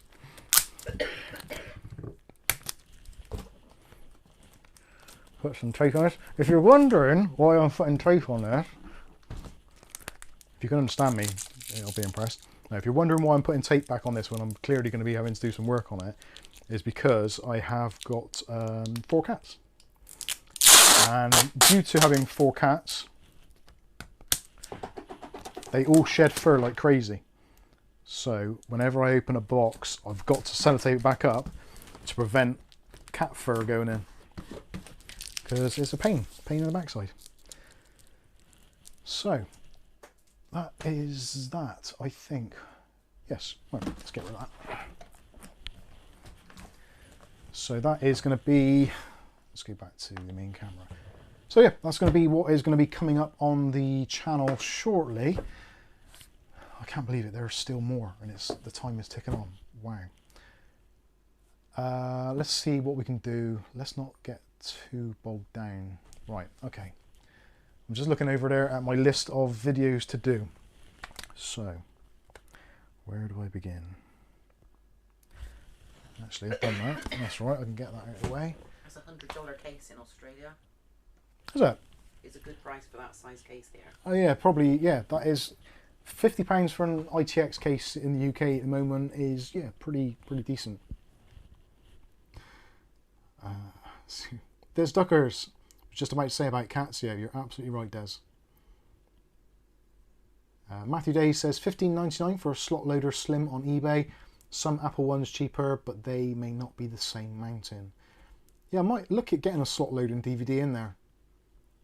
I did have a quick look, but I couldn't see any DVD rewriters which were less than about 40 quid. I have actually got a USB drive, which I might just take that apart because I'm reasonably sure it's going to be SATA in there somewhere. Probably SATA to USB adapter inside. I don't know. I might have to have a look at that. O'Reilly says, offensive or funny items, stroke props in the background, we don't mind. Anything that reveals more about the life of Mike. God, you don't want to know about my life. Dino loves the mouse pad. Nice one, Dino. Thanks to William. Yeah, William Bodie sent this to us. So actually get to use it quite a lot now. Stuart Cleary. Stuart Cleary. Our cat has been with us 14 years, never seen a single error. Wow. Is it one of those bold cats? That's impressive though. Nick Barnes says, ITX case is a great idea, but SFX PSU is so expensive. Well, that is the beauty of that one, because you can use a regular ATX power supply. So the one I'm going to be using is like £32 for a power supply, 500 watts, bronze. You can't go wrong with that. You really can't. Actually, it's going to make, in total, I think it actually, is there a calculator here? I've got one on the computer, but I hate it using those. Is it me, or do... I hate using computers calculator, even though it is effectively a glorified calculator. I don't like it. I really don't like it. I want a physical I don't like typewriter. having to use my phone when I'm using my PC. Yeah, that's true. Like for authenticator codes and nonsense like that. I know I can show you. There's something else which we've got to review, which... Oh yeah, here's Dino. There you go. Thank you. I'm going to quickly total up what I think that little mini-itx PC is going to cost. Watch these fingers. So 50 for the case, 95 for the motherboard. I think it's less than that, but that's rounding it up. The processor I think was 80. The memory, I'm going to say 33 because you'd probably go with the cheaper stuff. The the 480 drive is about 26, I think. What have I missed out there? Can I do two? Oh, power supply, 32.99. £316.99. That doesn't sound right. The ordinary do-so. Make sure it's modular so there's no extra cables. It's not modular, sorry, sadly. UglyBob says I use me brain because I'm not a millennial. UglyBob says the calculator on my Pixel 7 phone asked me to agree a privacy statement the other day. Wow. And William Bodie, can you do a fast review on that mouse pad? A fast review on the mouse pad? I have no idea what I'm talking about when it comes to mouse pads. I'm very much inexperienced. So what can we say about it? So this is a Mandalorian mouse pad. Sent to us by William Bodie Esquire. It is an official piece of Star Wars replica media type stuff. So it says starwars.com, copyright Lucasfilm Limited, Mandalorian. You have the... Even though it's Mandalorian, that's Boba Fett, I'm sure.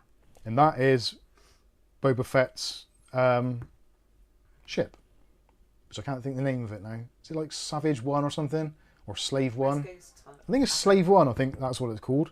But I don't think you're allowed to say the word slave anymore. I think that's like generally a bad thing.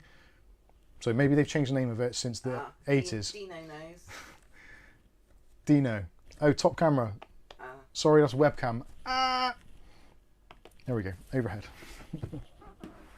Sorry. Okay, so what was I saying? Mandalorian mouse mat, courtesy of William Bodie Esquire. We do have a size of...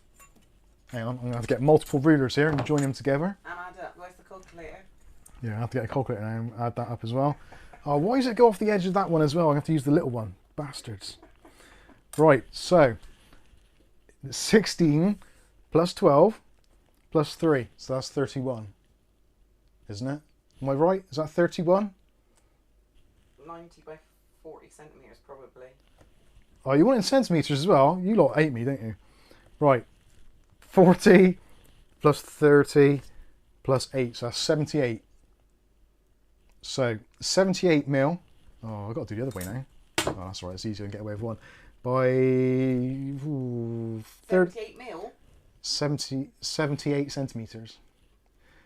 I would say that's 13 and 5/8, maybe. Or for old money, or new money rather, you can call it 35 centimeters or 350 of your metric millimeters. There we go. So, there you go. There's the size. Depth is mousepad depth, about 4mm on the slack, as Bob would say. How big is his chair? How big is his chair? Is his chair? Whose chair? What, Boba's? Pissing now. Who's asked that? Hugs? Not bad. Oh, okay. It's 15 inches. And his arm, if you're wondering, is approximately 3 inches, excluding tips. What about his glove? Right, no, we're being silly now. Right, so Boba Fett mouse mat, soft, rubberized, and foam backing. Possibly even neoprene. Could you finish off drawing his boots on the table? No. No. I want to see what the toes of his boots look like. Oh, go on. Let's find the right colour. That's not even going to be visible, is it? Okay. Right, there we go. They're not green. You've got clown shoes on, alright? Should have coloured them in.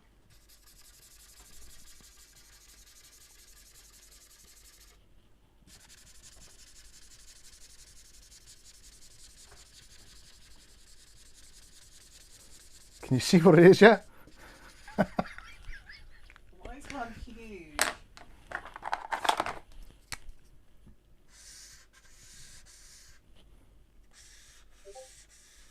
No.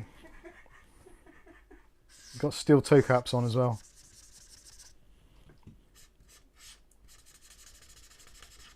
There you go.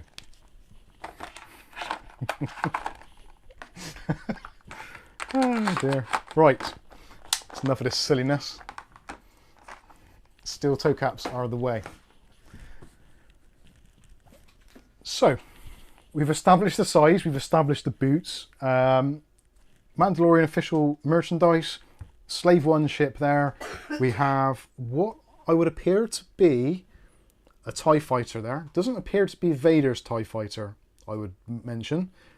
That does appear to be just a regular TIE fighter. Boba Fett there. And yeah, I don't think really there's much else I know or can say about it. It's actually pretty decent. The colours are nice on there, don't seem to wear. It's actually quite a smooth surface as well, which is obviously important for mousing and things like that.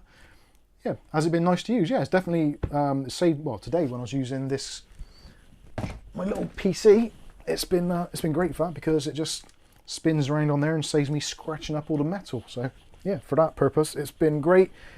As you see in the streams, I use it, and the mouse Captain Meat wants to know how many fathoms, does what it's meant to do. How many what? fathoms can it go to under the sea? I don't know about under the sea. I don't think it's waterproof. I don't think it's tea resistant. I'm not entirely sure. And William Bodie asks, has it been nice to use? Yeah, very nice. Well, it doesn't appear to have soaked up the tea, so that's a good sign. So it has got some oh yeah, that's just skating around on top of there. So it is moisture resistant. So is it nylon, fabric or foam? I honestly don't know. Could it be considered a choking hazard? No. Well, if you rolled it up and shoved it in your mouth, yeah. See. There is actually a part number there, so you might be able to search for that. So MGGE 028. I'm not even sure what that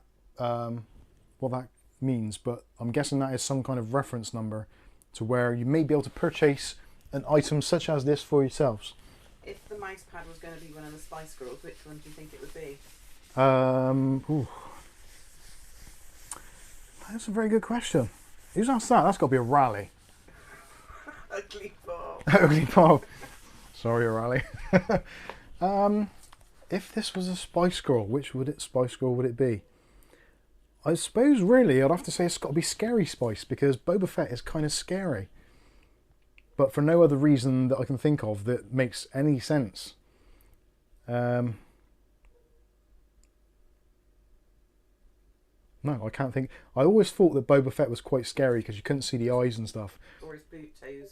Or his boots, yeah. Why is my thing going all the time? Who's... Oh, is it? That's okay. That's fine. So, can it be upgraded in future Jar Jar Binks? I'm not sure if that's an upgrade. I think that's probably a side grade, if anything.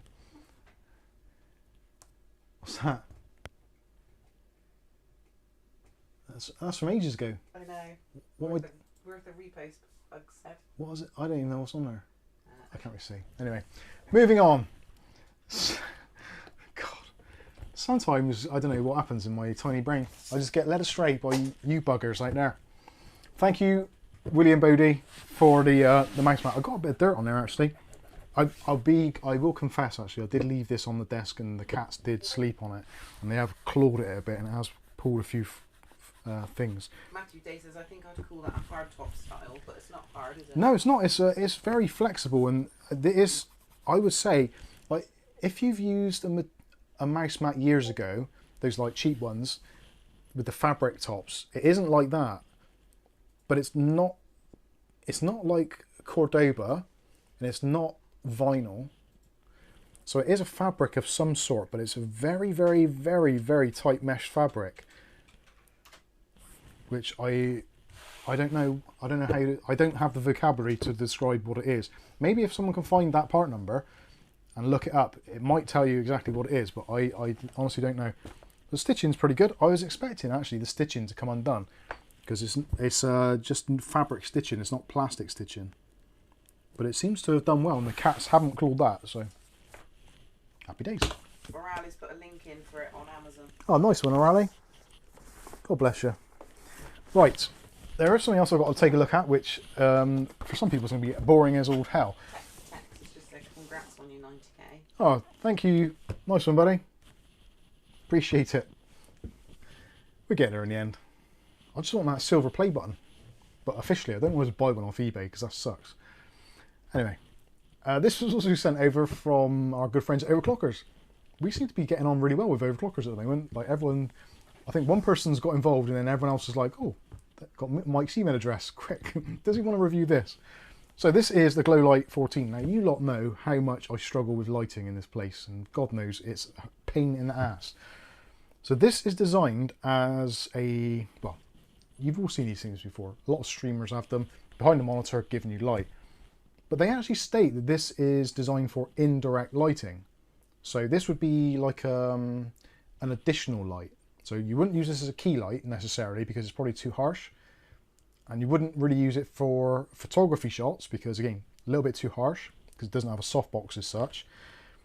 It isn't going to give off a diffuse light, it's going to give off quite a harsh light. Some lag again. Lagging again? Doesn't say it's dropped any frames.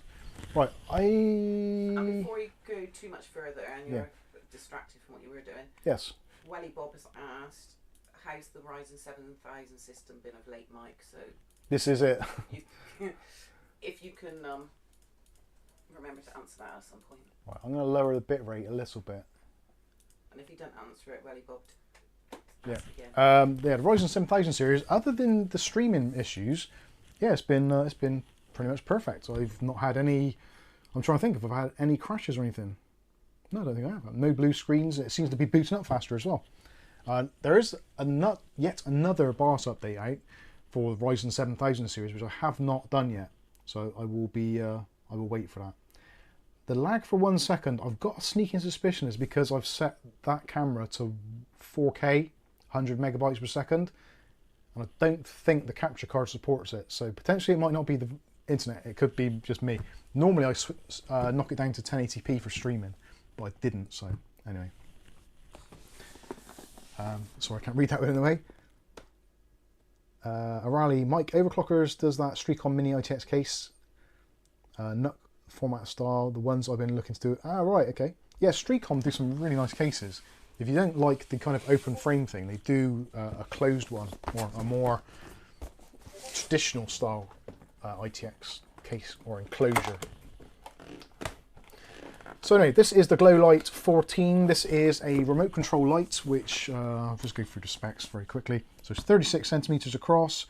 It's got 210 LEDs in it, 40 watts output, AC 100 to 240 volts. Maximum brightness is 2,500 lumen, which is actually really bright. That's like almost projector bright, but we'll see what it's like. You can choose a color temp between 3,000 or 6,000 kelvins, 30 levels of adjustment, 20 level adjustment for each color temp, rear LCD touch panel and wireless remote control, and it comes with a stand. And the mounting stand is anywhere between 0.5 meter and 1.7 meters tall. Comes with a remote control and a power cord. So I want to see how bright this thing actually is, because it's good actually to do it on a stream to see if this is actually going to be potentially viable for me to use on its own, rather than all the other lights, which are a real pain in the backside. Glenn thinks it looks like a giant dentist mirror. It does, doesn't it? So you get a nice long power cable. That is going to be particularly handy. Not smart control then. No smart control, which is awesome. On the back there is an LCD readout, so you can adjust that as touch sensitive as well, so you can adjust it from there. Power switch obviously takes the figure 8 lead. Not sure what the official terminology is for those. But yeah, so that will show you your kelvins and also your brightness levels. It's got a normal mount on there, and it comes with a mounting section like this. That's actually solid, and that is extendable, so you can have that kind of right up there, so it's going to be shining down, or you can have it pretty low, kind of almost face. And this thing, the Streamplify clamp, is made of like extremely thick metal. I'm going to say it's steel. It looks and feels like steel, and I'm guessing it's going to be super magnetic if it is steel. Yeah. So definitely a steel of some sort. So you just clamp it onto your desk, bada boom, bada bang, and you're ready to go. Clip this on top of here, unscrew that slightly, and that's on there, tighten it back up, and there you go, good to go. So you can adjust it like down over your workplace, which actually for motherboard stuff is going to be great. Kath, can you plug that in for me, please? Not the cardboard box. Don't plug the cardboard box in. Bless you. Thank you. Let's plug that in. The switch is already on, yeah? I think so. I think you can turn your monitor on. And there we go. We have more illumination. That's kind of quite nice. There is, allegedly, a remote control. There is actual remote control, so we can turn it off, turn it on. I think that's pretty cool. So when you're working on little things like this is going to be fantastic. I wonder if I can get a overhead with that. Yeah. So you can see how much brighter that is already. So what did we have earlier?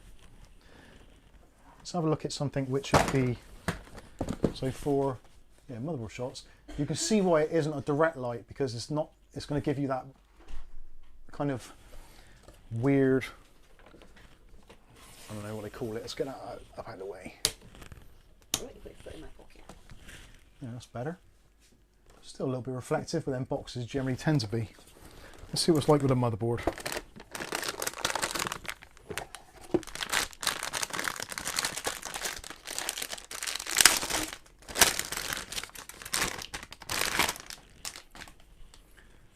There we go. So yeah, that does. Yeah, that makes the motherboard pop quite a lot. Poppy. UglyBob was looking for. Well, he's asking after her. You have to be on the camera a minute. I think that's going to work out all right. So that is the color temperature is absolutely completely wrong at the moment. So we can You hugging? I know we're going way too far in the wrong direction. Actually, there's presets, I think, in the middle. Oh my Jesus, that's bright. Wow, that's white. So let's wait for the camera. Obviously, if you change your color temperature, then you're going to have to wait for your camera to take that into account, because otherwise it's going to be super bright. Let's see what it looks like with the webcam. You want some food in? Yeah, the light is, it's quite a harsh light, isn't it? It's really bright. And that area is a little bit warmer. And sunlight, or sepia. And back to, God, blimey.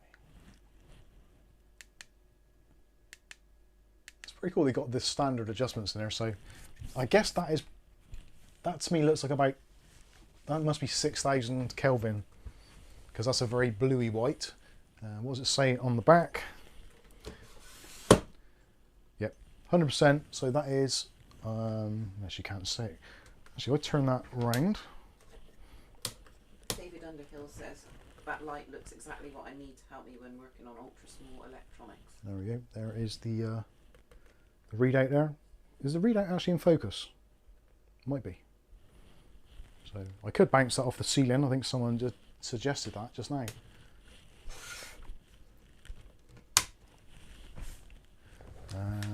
Yeah, I think that's not too bad actually. Well, I should change the camera. So yeah, actually that changed it. That makes it look more open, doesn't it? I think it makes Real life. yeah, it makes it look like it's Daylight. kind of daylight, doesn't it? That's actually quite good.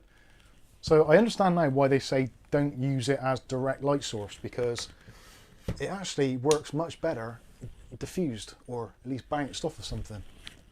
What if we turn the others off? Yeah, try it with the others off. I think if you turn the others off, it's going to look very weird. You look beautiful. I won't look beautiful. Well, it will in the dark. Actually, no.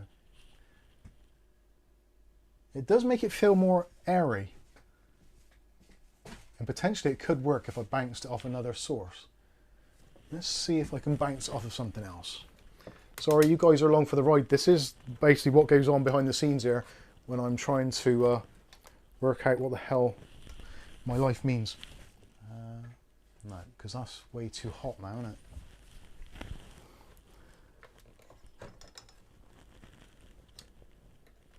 Downlight is not. If you rub it, will a genie come out? Captain Meat wants to know. Yeah, if I rub it, a genie will appear. See with the overhead. Yeah, so it needs a diffuser on it really to be a main light source. But I think bouncing it off of something makes a lot of sense.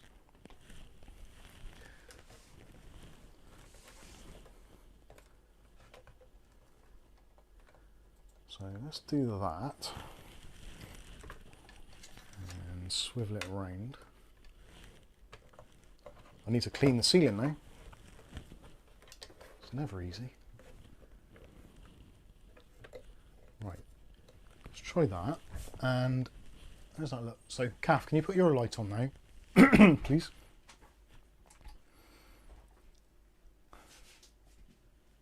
And that should be. I think that actually works really well with just one light over there as a key light, and that is like overhead. It's actually. Sorry, I'm looking at the screen whilst I should be looking at it, so I think that looks all right. And for the overhead, yeah, that's nice and bright for the overheads, and it's not too reflective because it's bouncing back. Okay, that is awesome. I'm happy with that. Anyway, so that is one of the things. I've got to do a review on this, so it's actually quite good that you guys are watching it and you can see what it's all about. And I think that makes a massive difference. So if I turn this off now, you can see how much of a difference it actually makes in real time. I can't because I'm watching the stream. Go on, press the button, Mike. There we go. Yeah, because that's how it looks normally. So actually having that does seem to be making an extra. Yeah, that's a huge difference, isn't it? And when the camera gets used to it, I think that's actually going to be better. How much heat is the light throwing out, Mike? Basically nothing is cool to the touch. I was considering that actually because, like everything, energy costs money, and like you could use it for. Jesus Christ, that's bright. So this is it's supposed to be 40 watts. That's on full intensity, and it is basically, yeah, it's cold. There's no heat generated. There's a tiny little bit there, but it's only because that feels cold and that feels like normal temperature. Jesus, that is bright. So I'm going to spin that round, and you can get an idea of how. Burning UglyBob's retinas once already. So the camera's coping with that. Actually, not too bad. It's time for a spooky ghost story. Anyway, I'm not going to mess around with this anymore, as much as I want to. Yeah, I think that I like that. I like that light. That is something which I've been trying to create for a long time. So I think if I had it attached, I'm trying to think where I could put it. Maybe if I put it over that side and I have it angled up, it would work. And that would work okay because it'd be out of my way. I should say actually how much it is, because I haven't mentioned how much it is yet. And I've got to be honest with you, I don't know how much it is. I haven't even looked. They just said, Mike, would you be interested in reviewing it? It's like, yeah, okay, well, whatever, I don't mind. Let's have a look. I'm always interested in being able to, trying to up my game in terms of what we give out as like our productions. Even though I hate saying productions, because it's not really a production, is it? Oh, cheers, David. Enjoy the rest of your Saturday or Sunday or whatever it is. Sunday, I suppose it is over in. All the other lights now. Was that too late now? There's only one other light on now, so potentially that could save money because that is producing more light than just that one. Yeah, just turn yours off, Kath. I think that. Yeah, that's a little bit too dark, isn't it? But because I'm in shadow. That'll probably be alright. I don't know, because in the daytime we have that blind down, don't we? So it doesn't really make a great deal of difference.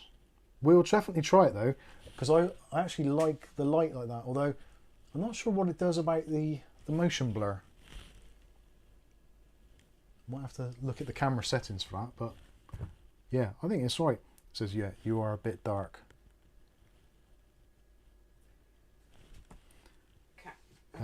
Can you attach it to the overhead camera? Yeah, that's what I was going to read. I can, but it's going to be, yeah, it's probably too heavy. And the overhead camera, it would still then need to be turned upwards and bounce back at the ceiling.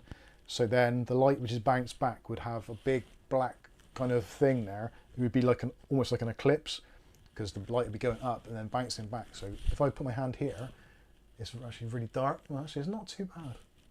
But I'm sure that will eclipse some of the light. It's a sun hat. But yeah, I'm actually. It's been on for a little while now, and oh, what am I touching? Oh, touch sensor on the back. So hopefully you can see it now. So 100%. Let's turn it down. So 90, 85, 80, 75, 70, 65. Actually, I expect it's still. It still is reflecting quite a bit of light, even at like 75. I could probably have it almost in my face at that sort of level. Put it down to 20. How much was it again? Yeah, that's 20%. That's still really bright. I think if I had a diffuser over it, another additional diffuser, I think it would run, it would be fine. How much is it? I don't know. That is, okay, where's my bloody mouse gone? Has anyone seen a mouse on my desk? Right, can you put that other light back on, please? Sorry. There was another one. Put it against the wall next to the desk. Oh, that one. Yeah, I think if I bounce it off that wall, it'll probably do all right. I think actually having it angled upwards, if I do it a little bit lower and basically just behind the monitor, so at the same height as the monitor, like behind it, I think that will give me, because I'll get a little bit of a glow from the top of there as well. I'm pretty impressed with that. If it is more than, if it's more than 80 quid, it would be a hard sell. Now bear in mind, I know the sort of pricing for video lighting because I look at it quite frequently, and even the relatively low powered units from like newer, they're about £100. So let's have a look. Streamplify. Is it Streamplify Glow light? Streamplify Glow. 14.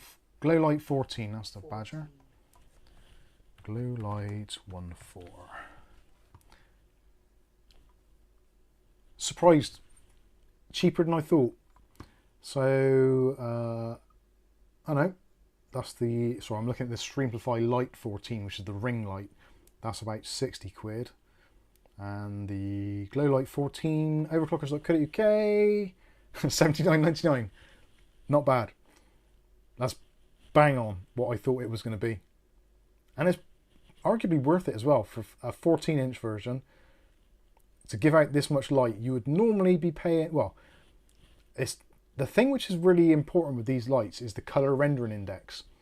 If you have a color rendering index which is low, it could be bright as anything, but you still can't make out colors in the separation.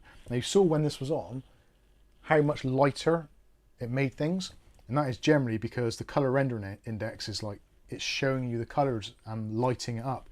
Whereas if you've got a low color rendering index, it just looks really bright and overblown, and you don't see colours the way they're meant to be. Look at some of our early videos. Yeah, look at some of our early videos, they're horrendous. We have professionals helping us. Yeah. Or trying to. So, We have no idea. yeah, that's pretty good. The fact it's remote control as well is, for a lot of, especially content creators, that is going to be super helpful.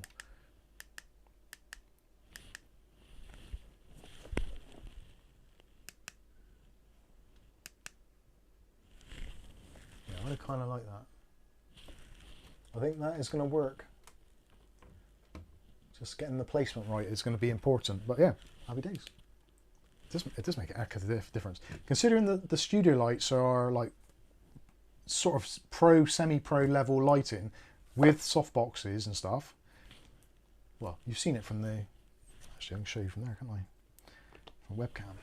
If I spin you round... Oh no, that's frozen. Still smiling like a bloody idiot. Forget that, it's frozen again. I think the problem why that is freezing is because there's an extension, which is like a 5-meter extension, which you're not really meant to run from USB. So that's running all the way around there, down there, all the way into the back of there. And then there's another extension, which is way too long, going from there into the camera. So yeah, it isn't the fault of the camera, it's the fault of the operator being somewhat optimistic, let's say. Anyway, so Streamplify Glow Light 14 definitely gets a thumbs up from me, and I'm reasonably confident that that is going to be a regular thing here, especially for doing B-roll. Shooting B-roll is a real pain, especially motherboards. Trying to get close enough to the board and getting the colours right and all that kind of stuff is just super difficult. UglyBob says your room looked better, however, when you have the wider brick look, which we agree with. Yeah, I agree entirely. But we didn't want to redo it the same. Yeah. But we didn't want to go too far. Stupidly, we had to have the colour we have now and the settings we have now because we didn't want to redecorate it with the same wallpaper again. If that makes any logical sense. But we did like that one. Yeah, we much preferred the white brick. We might still go back to it. In fact, we probably will, because it does need doing. But yeah.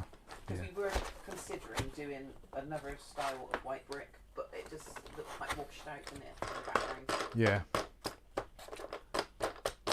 And another part of this week's annoyances, annoyances.com. Sorry, Kath, can you unplug that cable for me so I can pack that away? Thank you. The other week's annoyances, our good friend over at Thermaltake has sent what is possibly the biggest case I've ever seen in my life, which is the Thermaltake CTE 750 Air, which is part of their new centralized thermal efficiency range, and it is a full tower and takes a 420mm radiator in the front, a 360 in the bottom, a 420 I think in the top as well, and another 360 in the back. And it's also like a dual layer design as well. So you have your power supply and stuff in one side, like the kind of the Lianli 011 dynamic. So it's like a multiple, what do they call it? There's a word for it. I can't think what the word is. But where you basically have like your power supply and all that stuff on one side, and you have your PC and all the cool stuff on the other. Dual chamber, I suppose you call it. And yeah, they've sent that over for review. And I've got to be honest, I don't think I can fit it on the table. I'm pretty sure I can't fit it on the table. So I have been toying with the idea for such a long time now of having a desk like this along the full length of this back wall. And But we did that and it was rubbish. And getting rid of my desk, because sitting at my desk gives me so much grief and it's causing me health problems. So I need to change that really for something. And because of the amount of room we've got, it's just hard to do anything. So I am tempted to go with the full length worktop and have my working desk down in that end corner and having a display PC there, here as it is now, just lower. And all this storage stuff going over into the other side. Then hopefully I can sit at a desk like a normal person and not get the chest pains and diaphragm issues which I've been plagued with for many years now, which I think is mostly due to my seating position at that desk, because Your posture. yeah, my posture is just awful and sitting there is But not it's happy. due to you, because you get in funny positions. I know, I find it really hard to get, like, sat here is actually alright. I can sit here for ages because it's actually quite comfortable and the desk is at the right level. I can get my legs underneath it, but my desk over there, I can't get my legs under it. So I'm like that, but I'm like flexed over, or I'm kind of like that and then hunched over. And because of that, it's putting pressure on my diaphragm. I think it's causing me all sorts of issues. So I do need to address that, which is something which is long overdue. So yeah, potentially that desk, as much as I love it for the flexibility, it's just a real pain. So But when we did the room with the red bricks, yeah, we did put that whole counter in, didn't we? yeah, And it looked flat. it did lack depth, but And we went right back to exactly as yeah, it was. yeah, with different we wallpaper. changed. Actually, I'll find some pictures of it and I'll post them on our Discord. But we did do the whole room with the whole desk down there, and then I actually started filming with the camera over at that corner. So we filmed that way, which actually gave us a lot more width, but for some reason it just lacked that kind of 3D look. Yeah. Yeah, I think this is what does it. The 3D look is this, because it's quite chunky. So you got like 'Cause the originally foreground, that was we've put got there. foreground, this section, this bit, and then you got the wall. So it's got 4 or 5 layers of different things, whereas otherwise it was, yeah. And you pulled your desk over the thing. That Oh was yeah, that yeah. carpet thing. I pulled the desk, trying to drag it outside because I thought I don't want to chuck it away because I might go back to it. So this big old IKEA work unit thing, I took outside, and as I dragged it out this room, because we've got laminate floor in the in this room and carpet in the hallway, I had one of those like gripper things in the middle to join the two, and as I pulled it out, I ripped that up, and that's never ever been the same since. I actually ended up having to change the hallway carpet for laminate flooring, pretty much because of that. And I had a damaged foot and I couldn't walk for months because the screws were sticking up and I caught my heel on it. William Bodie says, Q, can you make a video of the new table PC setup in the future? What's that, this one? No, I think if you... Or if I changed the setup? UglyBob says, IKEA worktop along back wall, 3 or 4 of them, so you can move to suit, then shelve your tech. Well, the theory is, I measured from that wall to here, and I'm sure it worked out, it was 3 meters. So if I get Did we have 3 of these desks in there? no, because it didn't fit, did it? We had 2 of them. Last time we had, Can't remember what we had. last time these desks here 120mm, and I had one going into this corner because it's 60mm deep. 'Cause we've still So I had got one this. across there, these 2, one down, and then another 2 join onto there. So it's like 60mm plus 120 plus 120, so 240 plus 60. So it kind of went up to the corner. It did work out, so it's basically 3 meters. So because these desks are crap, really, they're cheap but they're crap, I was going to go with a solid 300-meter worktop, proper, just a white worktop, or maybe something with a design on it. I don't know. Maybe a design might bring it up a little bit. I don't know. But anyway, so yeah, 3-meter normal worktop, like a kitchen worktop. So 60mm depth, nice rounded corner as well, so you don't bang your arms on all the time. And You're so funny. I would put a wooden batten along the entire back wall to support it, and then have the batten about that thick, so I can pull the desk forward about an inch or 2 away from the wall, so I can run cables down the back of it to make it look a bit neater, because that's something which was a problem before, because the desks, even though they were there and they were like individual, as soon as I'd sit down, one of them would move, and it was just trying to level the legs, and that was just a pain in the ass. So I'd have just a 3-meter worktop along there, a central pillar in the middle, or one of those IKEA drawer type things that's just chuck everything in, and I could store all the cases and stuff underneath there. And yeah, that might work. So how would you get your legs under it? Well, because it's a worktop, isn't it? So it'd be like sitting at a desk like this. What, with all the cases underneath it? Well, not where I'm sat, no, obviously.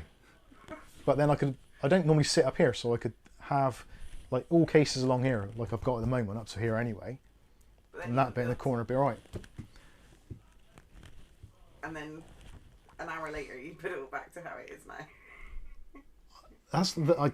The thing is, with the desk, I do like the familiarity. It's been there for 15 odd years. So I'm, Nearly 20. alright, nearly 20 years. I'm so used to sitting in that position, so, But you weren't, because Yeah. that was my desk over there at one point. and I didn't have a decent chair. Didn't you? You swapped me out of my desk because you wanted to sit in that corner. Because Yeah. you got too hot by the radiator. And also, we swapped for another reason, because if I was filming and doing stuff, I could have this corner and you can carry on doing your own stuff over there, can't you? Yeah. Anyway, so that is the story of where we're going with that at present. I do need to do something, because it all needs cleaning, moving, rejuvenating. I like the wallpaper, to be honest with you. I do like this, and it has lasted pretty well. It hasn't ripped or anything, so you can't ask for much more than that. It's seen us up. Especially when Mike keeps sellotaping stuff. It's seen us up to 90k. So Wonder when we got it. Wonder how much we were on. it's a good question. We I'm need to pretty know. sure it's post-COVID. No, it would have been It was during. Do after. you think? It was after we did it. 1st of June Might have been. 2018 we put the white stuff up. Captain Meat says, Mike, are you throwing your name in the hat to replace Philip Schofield on This Morning? There's many, many, many things I could say about that, but I will refrain from commenting. As some of you know, Kath and myself did work in television for a while, and let's just say it's a weird place. It's a very strange place to work, with very, very strange goings on and very strange ethics, and many, many people that are quite happy to la la la la, can't see what's going on over there at all, it's fine. There's a lot of that. But then on the other side, there's a lot of, oh, look what they're doing. So yeah, there's a very kind of mixed, I don't know, it's a double standards place, TV, for sure. On one surface, it's all kind of righteous and wholesome, but on the other side, it's just very, very seedy, and some of the things that go on are just, well, as we find out on an almost daily or weekly basis, that something else is not gone entirely as it should do. So yeah, I'm not going to say much more about that. And as UglyBob pointed Yeah, I don't out, get up till lunchtime, so it'll be do do do do Welcome to Lunchtime with Mike. Starring Mike and his tired eyes. Oh dear. Sorry, yeah, UK stuff. Right, another thing which Streamplify have sent over, which might actually make mounting that light even easier, is their new mount arm. This is actually quite, well, I think it's unique. I'm not sure. I might turn the other lights on actually, because it seems dark in here now. Reaching across. Oh god. I think my guts almost fell out then. Wow, you jeans. Actually, better close that window if they're trying to sleep next door. Listening to me talking like some kind of knobhead. Right. So anyway, this is the Streamplify Mark Barry. I only got work tomorrow. I have, but unfortunately I took a vitamin B1 tablet before I started the stream, and now I got more energy than Usain Bolt. That's ridiculous. I strongly suggest if you are lacking in energy and you potentially want to make yourself feel a little bit more pepped up, get yourself some vitamin B1. Very, very good for you. Can't beat a bit of B1. That's what I give to Biden before they wheel him out. Here. That's no advert. Yeah. Take some of these before you do your speech. And then he goes off and he gets all animated and rah, then the next time you see him he hasn't taken them, he's like And his earlobes don't touch. Anyway, moving on. So this is the Streamplify Mount arm. Another piece of streaming technology kit from our good friends at Streamplify. It's even got Streamplify on the side there. So this is very similar to the Rode PTS1, I think it is. Possibly. I think that's the name of it. So this is, yeah, basically it's a mount arm. So you have another one of their super solid metal doodads, which goes into there. So you attach this to your desk. Oh, there we go. This is the bits in the video that I'll be fast forwarding, in case you hadn't in case you wanted to know. You probably don't. So clamp that on, that's pretty good. This will hold up to 2.5 kilos allegedly, which is probably more than the IKEA desk, but whatever. So this is a mount arm, but something they've done which is actually very interesting and actually I think relatively unique. There's a slot channel there and there, so you can get your traditional cold shoe plate and basically slot it in there, and you can move it to wherever it needs to be. But it's not where these holes are, yeah? Tighten that. Well, no, it's you can. It's the whole thing, literally from the very start. Let's loosen that off a bit. To the very end, you can tighten it down. So let's say I'm going to put it there. I'm going to put it dead in the middle. So you've already got the cold shoe, which is adjustable. So you can screw on there, web cameras, all sorts. But they do include a mobile phone holder. So you screw that onto there. And you can put your mobile phone there in the mount. And you can do your TikTok type stuff. And on the other arm, you can mount in your microphone. It comes with a clamp on the end. It comes with, I think it's a... Mount in that lamp if you wanted to. Well, that's what I'm thinking. The lamp would go in there. But what they also do, because cabling is a pain in the ass, you end up having to put cable ties around everything. They've got these little slots, which have got cable grips in. So you slot those in the top, and then you can run your cables and clamp them into there. And you get 4 of those included, so you can have like one there, one there, one there, one there, just to keep all your wires nice and neat, which is like a brilliant idea. Don't know why no one's done it before. I guess probably someone has somewhere. You get all these attachments. Just spin that round again, and then you can put on this. Actually, does it come with boxing gloves so you can punch yourself in the balls for considering doing TikTok videos? yeah. If you're in the medical profession and you're about to start doing TikTok videos rather than seeing patients, then you should definitely possibly have a word with yourself. That is probably a great idea. Actually, I don't know why I put this right in front of myself. That was a stupid idea. And Nick Barnes thinks it looks a bit like some shear handles. Shear handles, yeah. Can you cut the grass with it? The new Streamplify shear handles. Can you cut So the edge? this is a microphone, mate. Ow. I need a microphone which is not attached to something. Oh, there we go. Oh look, I happen to have another one handily from the brand called Streamplify, who haven't sent this for review purposes at all. Previously. And I've never used it before, honestly. Actually, I've got to be honest with you, I hate using microphones like this. Boom mics. Anyway, so the idea is you've got the clamp there, stick that in, and there is an adjustable doodah on there. Yeah, I've got that in there. It's a little Allen key. So you just adjust your tension and adjust your tension there, like you do with monitor mounts. And there you go. There is your boom arm, so you can have your microphone, etc., wherever you want it to be, move it around, etc., and have your camera or whatever on the other arm if you want to, or something completely different, or put your camera. Actually, why am I being an idiot? I wondered why you had it like. The B1, I'd probably not recommend.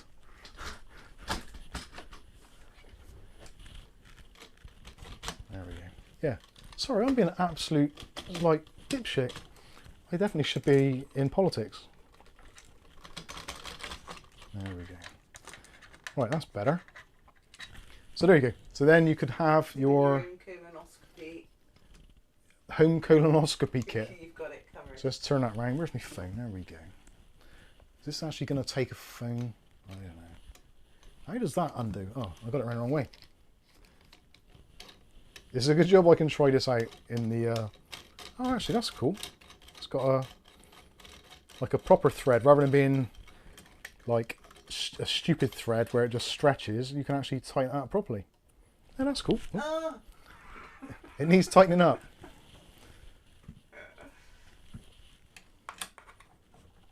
Wouldn't you want the screen towards you so you can see what you're filming? Well, no, because the better camera's on that side. So there you go. You can have that set up and you can do your pieces to camera. You could probably, if you wanted to, bend that out the way, because people probably don't want to see that anyway, do they? Let's pop that out there. Actually, yeah. So you get the general idea. So microphone, camera there, do your filming. You could probably even put another. Actually, you could probably put another cold shoe plate in there with maybe a light on as well, which would be very cool. UglyBob thinks this is good for your home coffee enema channel. Good for the home, yeah. I'm about to insert the pipe. Oh dear. Anyway, so there you go. That is the Streamplify Mount arm. It's actually really well built.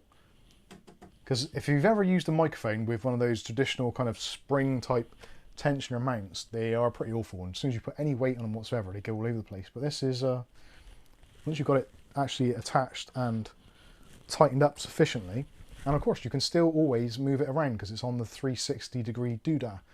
So if you want to change angles and stuff, you can do that. It doesn't want to fall apart. It's actually pretty well made. Happy days. So we will be checking that out as well to see what it is all about, doing some cable management. I did want to put the OBSBOT camera on there and a separate light source. So put the camera, The arm mic. the arm. Let's have a look. I haven't even seen it. If I had to guess, I would say it's got to be 50, 60 quid, because that's the sort of money they charge for people doing streaming and production stuff. Streamplify. I'm not even sure if it's out yet. I'm not even sure if I'm meant to be showing it yet. I'm not sure if it's still under embargo. Should have thought about that. Actually, that's not bad. That is currently on $44.99.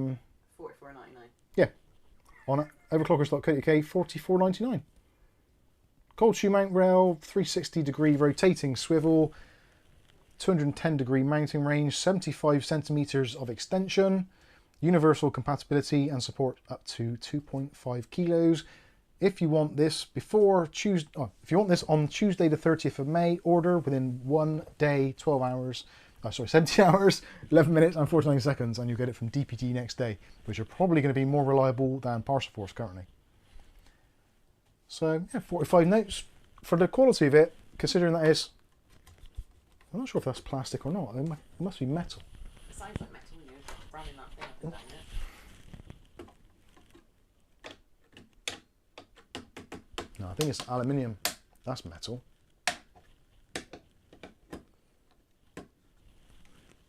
Feels like that's plastic, and the middle section is metal, like plastic with a metal with a plastic coating. That's what I meant to say. So yeah, that's it's pretty neat.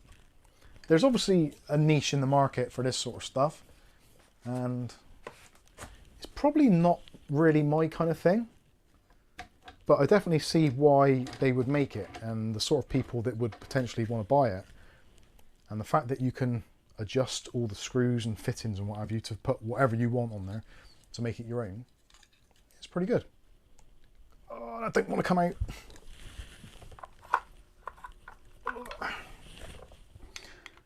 So I think that is, yeah, I think that's pretty much on this. Benny Hill, apologies for being in a frivolous mood. Been on Source too early. Always appreciate your content. That's all right, no worries.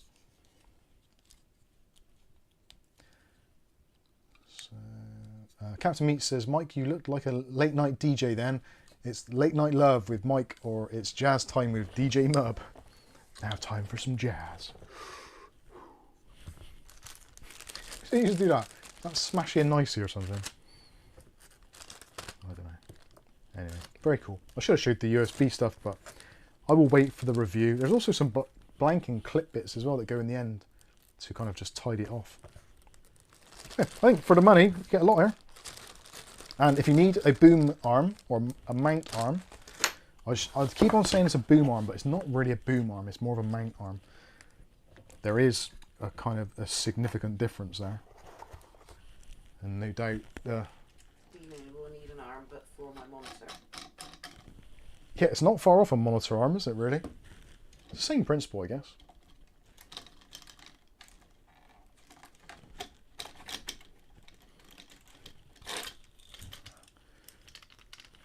So if you break down the cost of this, I guess, you've got the cold shoe mounts, like something like that, which is just an adjustable ball head on a cold shoe. If you buy one of these on their own, normally you're looking about 10 quid. Easy. For a 1/4 inch cold shoe adapter. I know this because I've bought them before. If you're buying a mobile phone mount, a crap one is going to cost you about, I don't know, between 5 to 10 quid. That's actually very good. Soft grip jewels, a little bit of flex in it as well. And also the screw on the top, which makes it so it fits in solid. They've even angled it as well, so it actually grips your phone properly and is less likely to want to fall out. And it is adjustable in multiple directions, so that is pretty good. So you could argue value of that, I don't know, 10, 15 quid, possibly a little bit more. It's hard to put a value on these things, really. Accessories bag, mounts, even actually those little rubber things, you can get sticky ones of those, silicone ones, which you stick on your desk to run your USB cables in. And they're like 6 to 10 quid for a pack of 2 or 3 or maybe 4. So, like, I know because we bought those as well. Then the arm itself, decent quality one, you've got to be looking, I don't know, 20 odd quid. Then you've got the adjustable mount and also the desk mount. These are the bits which are quite expensive because to get a decent one of these, it doesn't actually just rip itself apart and is made of steel. So yeah, I can quite easily see the value proposition of this. I think we found that with those other lights and stuff. When you broke Yeah. them down. It is, yeah. When you break down the individual component prices, a lot of this Streamplify, gosh, that's hard to move. Oh, because I tightened it up, didn't I? Yeah, a lot of their stuff is like really good value. Cool. I did tighten that up really good, didn't I? Jesus. Remind me to loosen that up before I do the review, Kath. Because I'll be there all day. How does that go in there? There. Why is that not going back in there, Kath? Am I being dumb? Don't answer that. That was a rhetorical. Did anyone take a picture of this before I took it out? I must go that way. Yeah, that's it. There we go. I'm not very good at reboxing.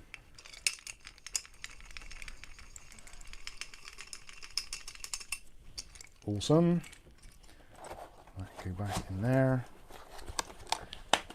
Right, I think I'm done with that. So what do you think about that? I think that's pretty decent.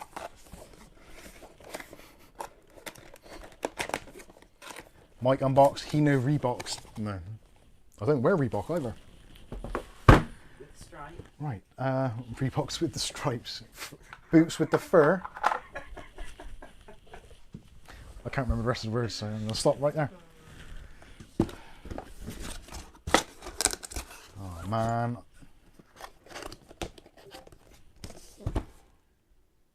UglyBob says, not seeing Mike drinking coffee or tea or a beer. That vitamin you took certainly works. Yeah, it's really good. Get the bottle, calf. Let's show the dudes what this is all about. Seriously, I feel amazing. I took it just at the right time, so I took it just after... Did I take it just after tea? Yeah, but that was just before the stream. Yeah, we had our like late evening dinner at about 6:30. No, we went to the shop 6:30, didn't we? So it must be about 7 o'clock. 7:30. And then took one of these after. So that is Piping Rock Vitamin, Vitamin B1, 100 milligrams. Smells absolutely foul. It smells like a really, really strong Vegemite. It's got a really yeasty smell to it. But that's B vitamins. But that is what B vitamins are, essentially. So this is vitamin B1 as thiamine HC1 or HCI. HC1? I don't know. Anyway, but yeah. There's 4 different types. You Fair can play. do one. It's bloody good. I feel amazing.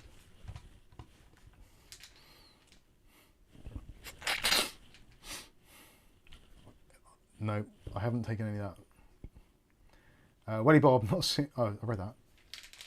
Brain's not working. Captain Obvious, Mike's got 99 problems, but unboxing ain't one of them. I think that's one of my main problems, to be fair.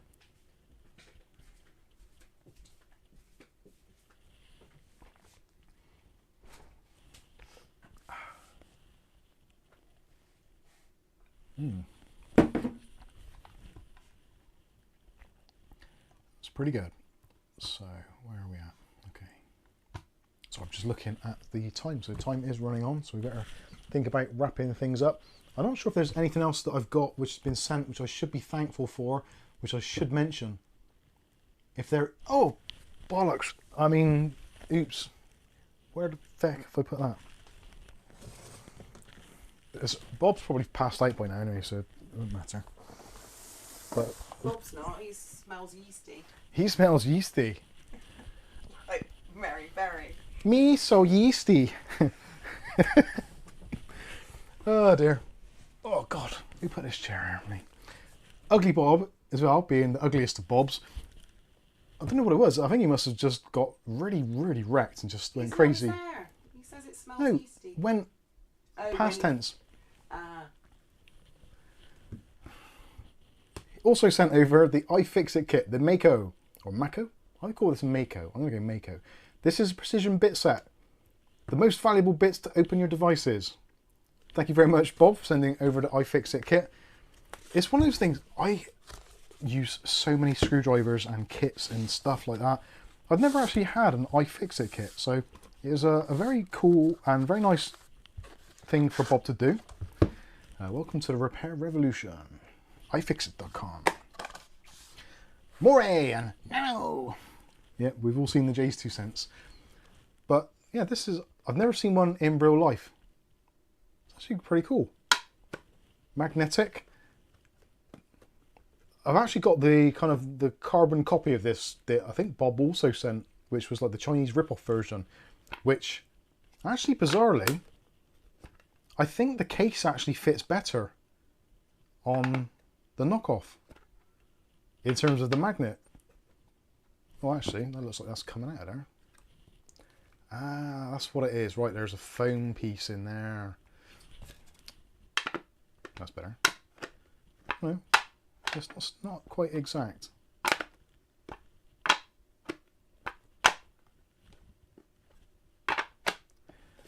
I'm tempted to go upstairs into our son's bedroom and grab my other kit and see. I'm pretty sure the other one actually fits better. Or is this me being a dipstick? There is a potential for it. Anyway, so you've got a very cool iFixit screwdriver head in mub blue. Well done. Very similar. Actually, the inside lining is as well. It's like the Boutons, isn't it? But for blokes. Most of you probably don't get that at all.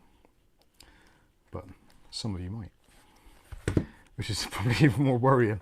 So what we've got in here, hexagonals, we've got magnets and all that kind of good stuff. Ooh. How magnetic is it? What's magnetic? Oh, that's quite magnetic. Oh, that makes an interesting noise.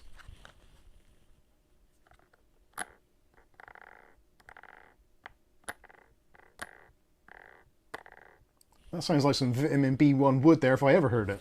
It sounds like using butter. He said wood. Anyway, very cool. Thank you very much, Bob. I will be making use of this. It's actually got some pretty cool bits in there. So you've got the basically all the traditional stuff. So you've got your Torxes in there.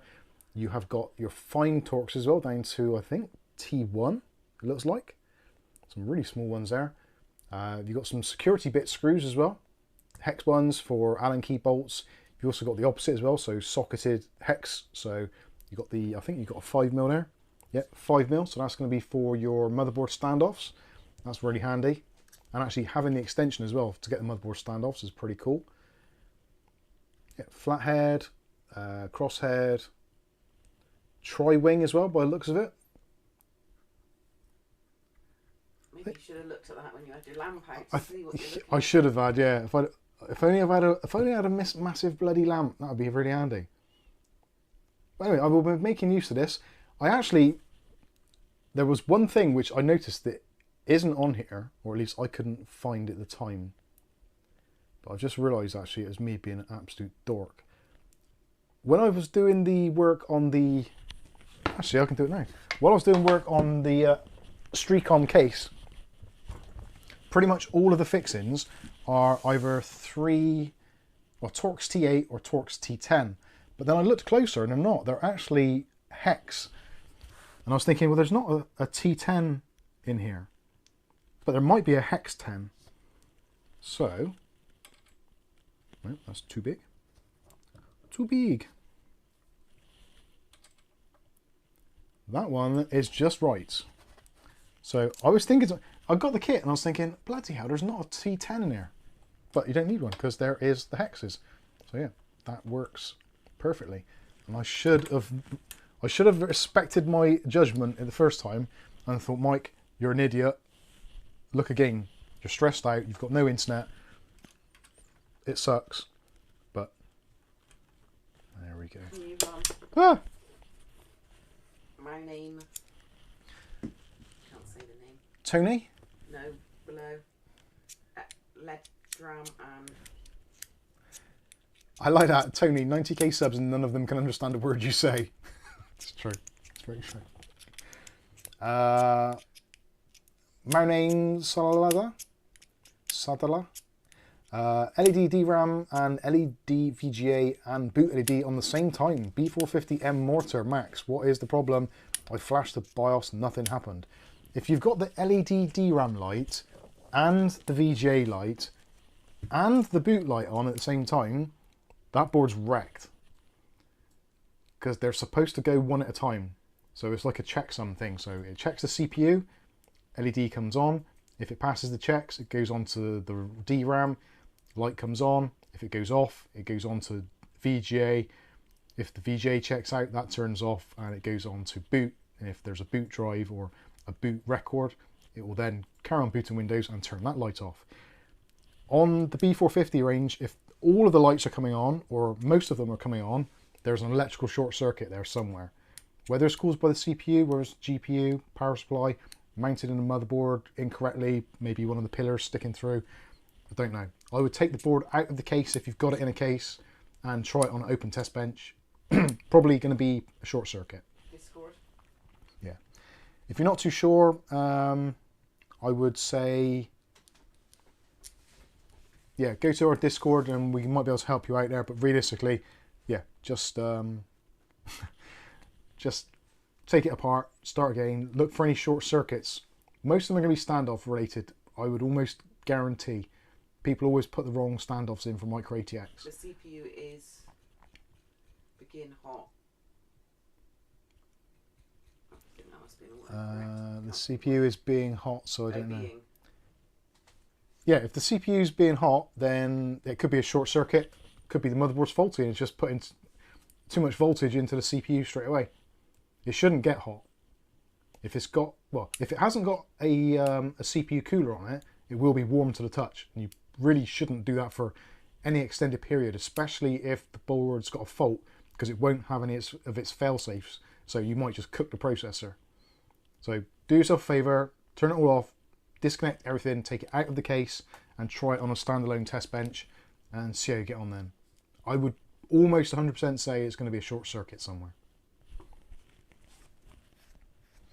David Aiken says, like and subscribe, people. I agree. You should definitely do that. James Brock says, you work, Mike? I have got work tomorrow. That's right, I was going to nail a load of those B1 tablets. My piss will smell of vitamin B1, but... Dino? Whatever. Dino, heard that GPUs and CPUs will be more cheaper in the near future. Dino, are you sure you're not Brytech in disguise? That sounded like a very Brytech thing to do. Heard that GPUs and CPUs will be more cheaper in the near future. There's no more shortage of chips and stuff. No, there isn't a shortage of chips and stuff. There's just the expenses of sending stuff, basically. Transport costs, electricity costs, retail costs. That's got a really nice feel to it. All of that's gone up quite dramatically. So I don't think the prices are going to drop massively, but there certainly isn't a shortage to inflate them. And being that we've just had another glut of graphics cards come onto the market, which are basically not worth the silicon they're made from, there's going to be a point coming now where there's two big things happening. There's the kind of cost of living crisis, which is ongoing for pretty much most people. Energy prices are kind of static, so there's not really any great help there. People haven't got a lot of money, and there's new stuff on the market. People aren't buying it because it's not worth buying, half of it. And yeah, there's suppliers and stockists are getting more and more stock.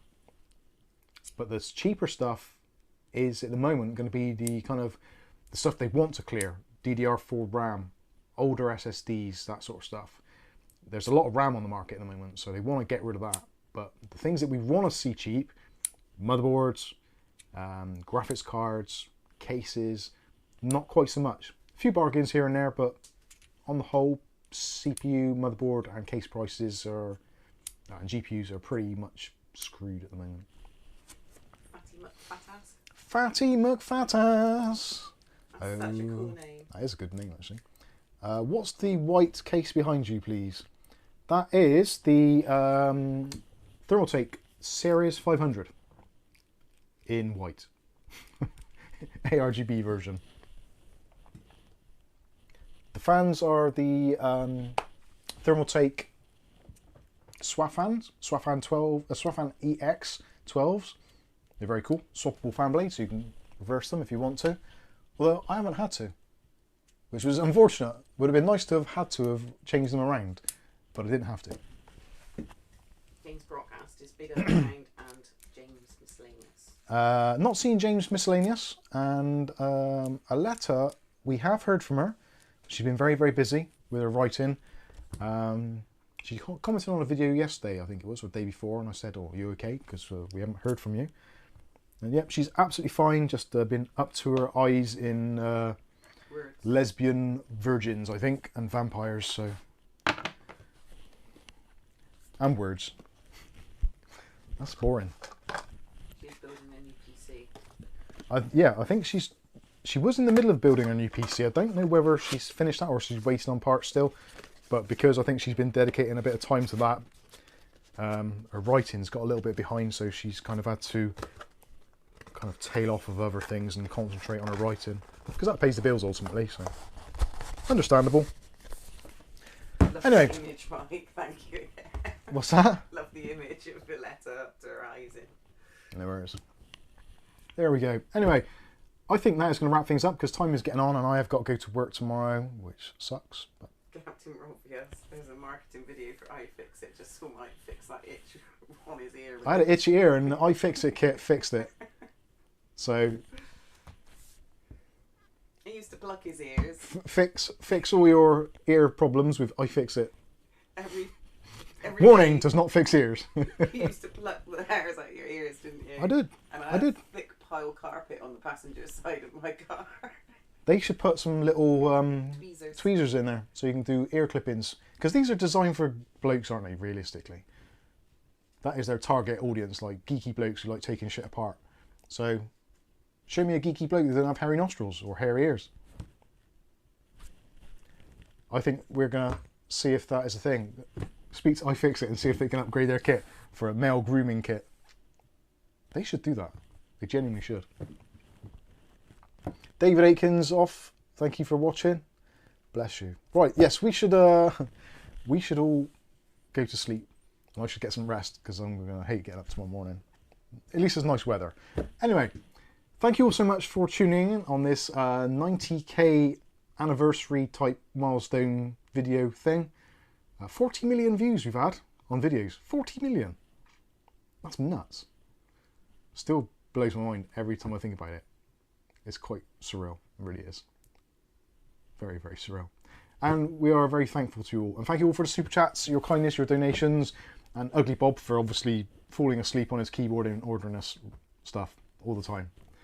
Also thanks to Colin Hilton for the ARGB hub for the case. Thank you to Streacom, Overclockers UK, and Thermaltake and all the others that help make all this stuff possible.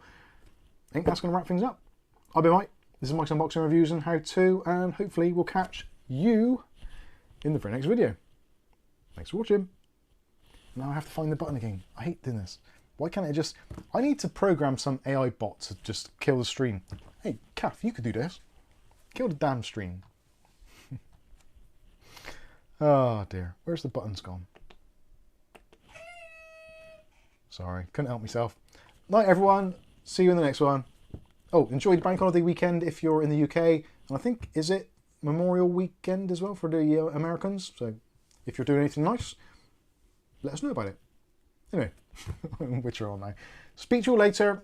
Have a nice weekend. Cheerio.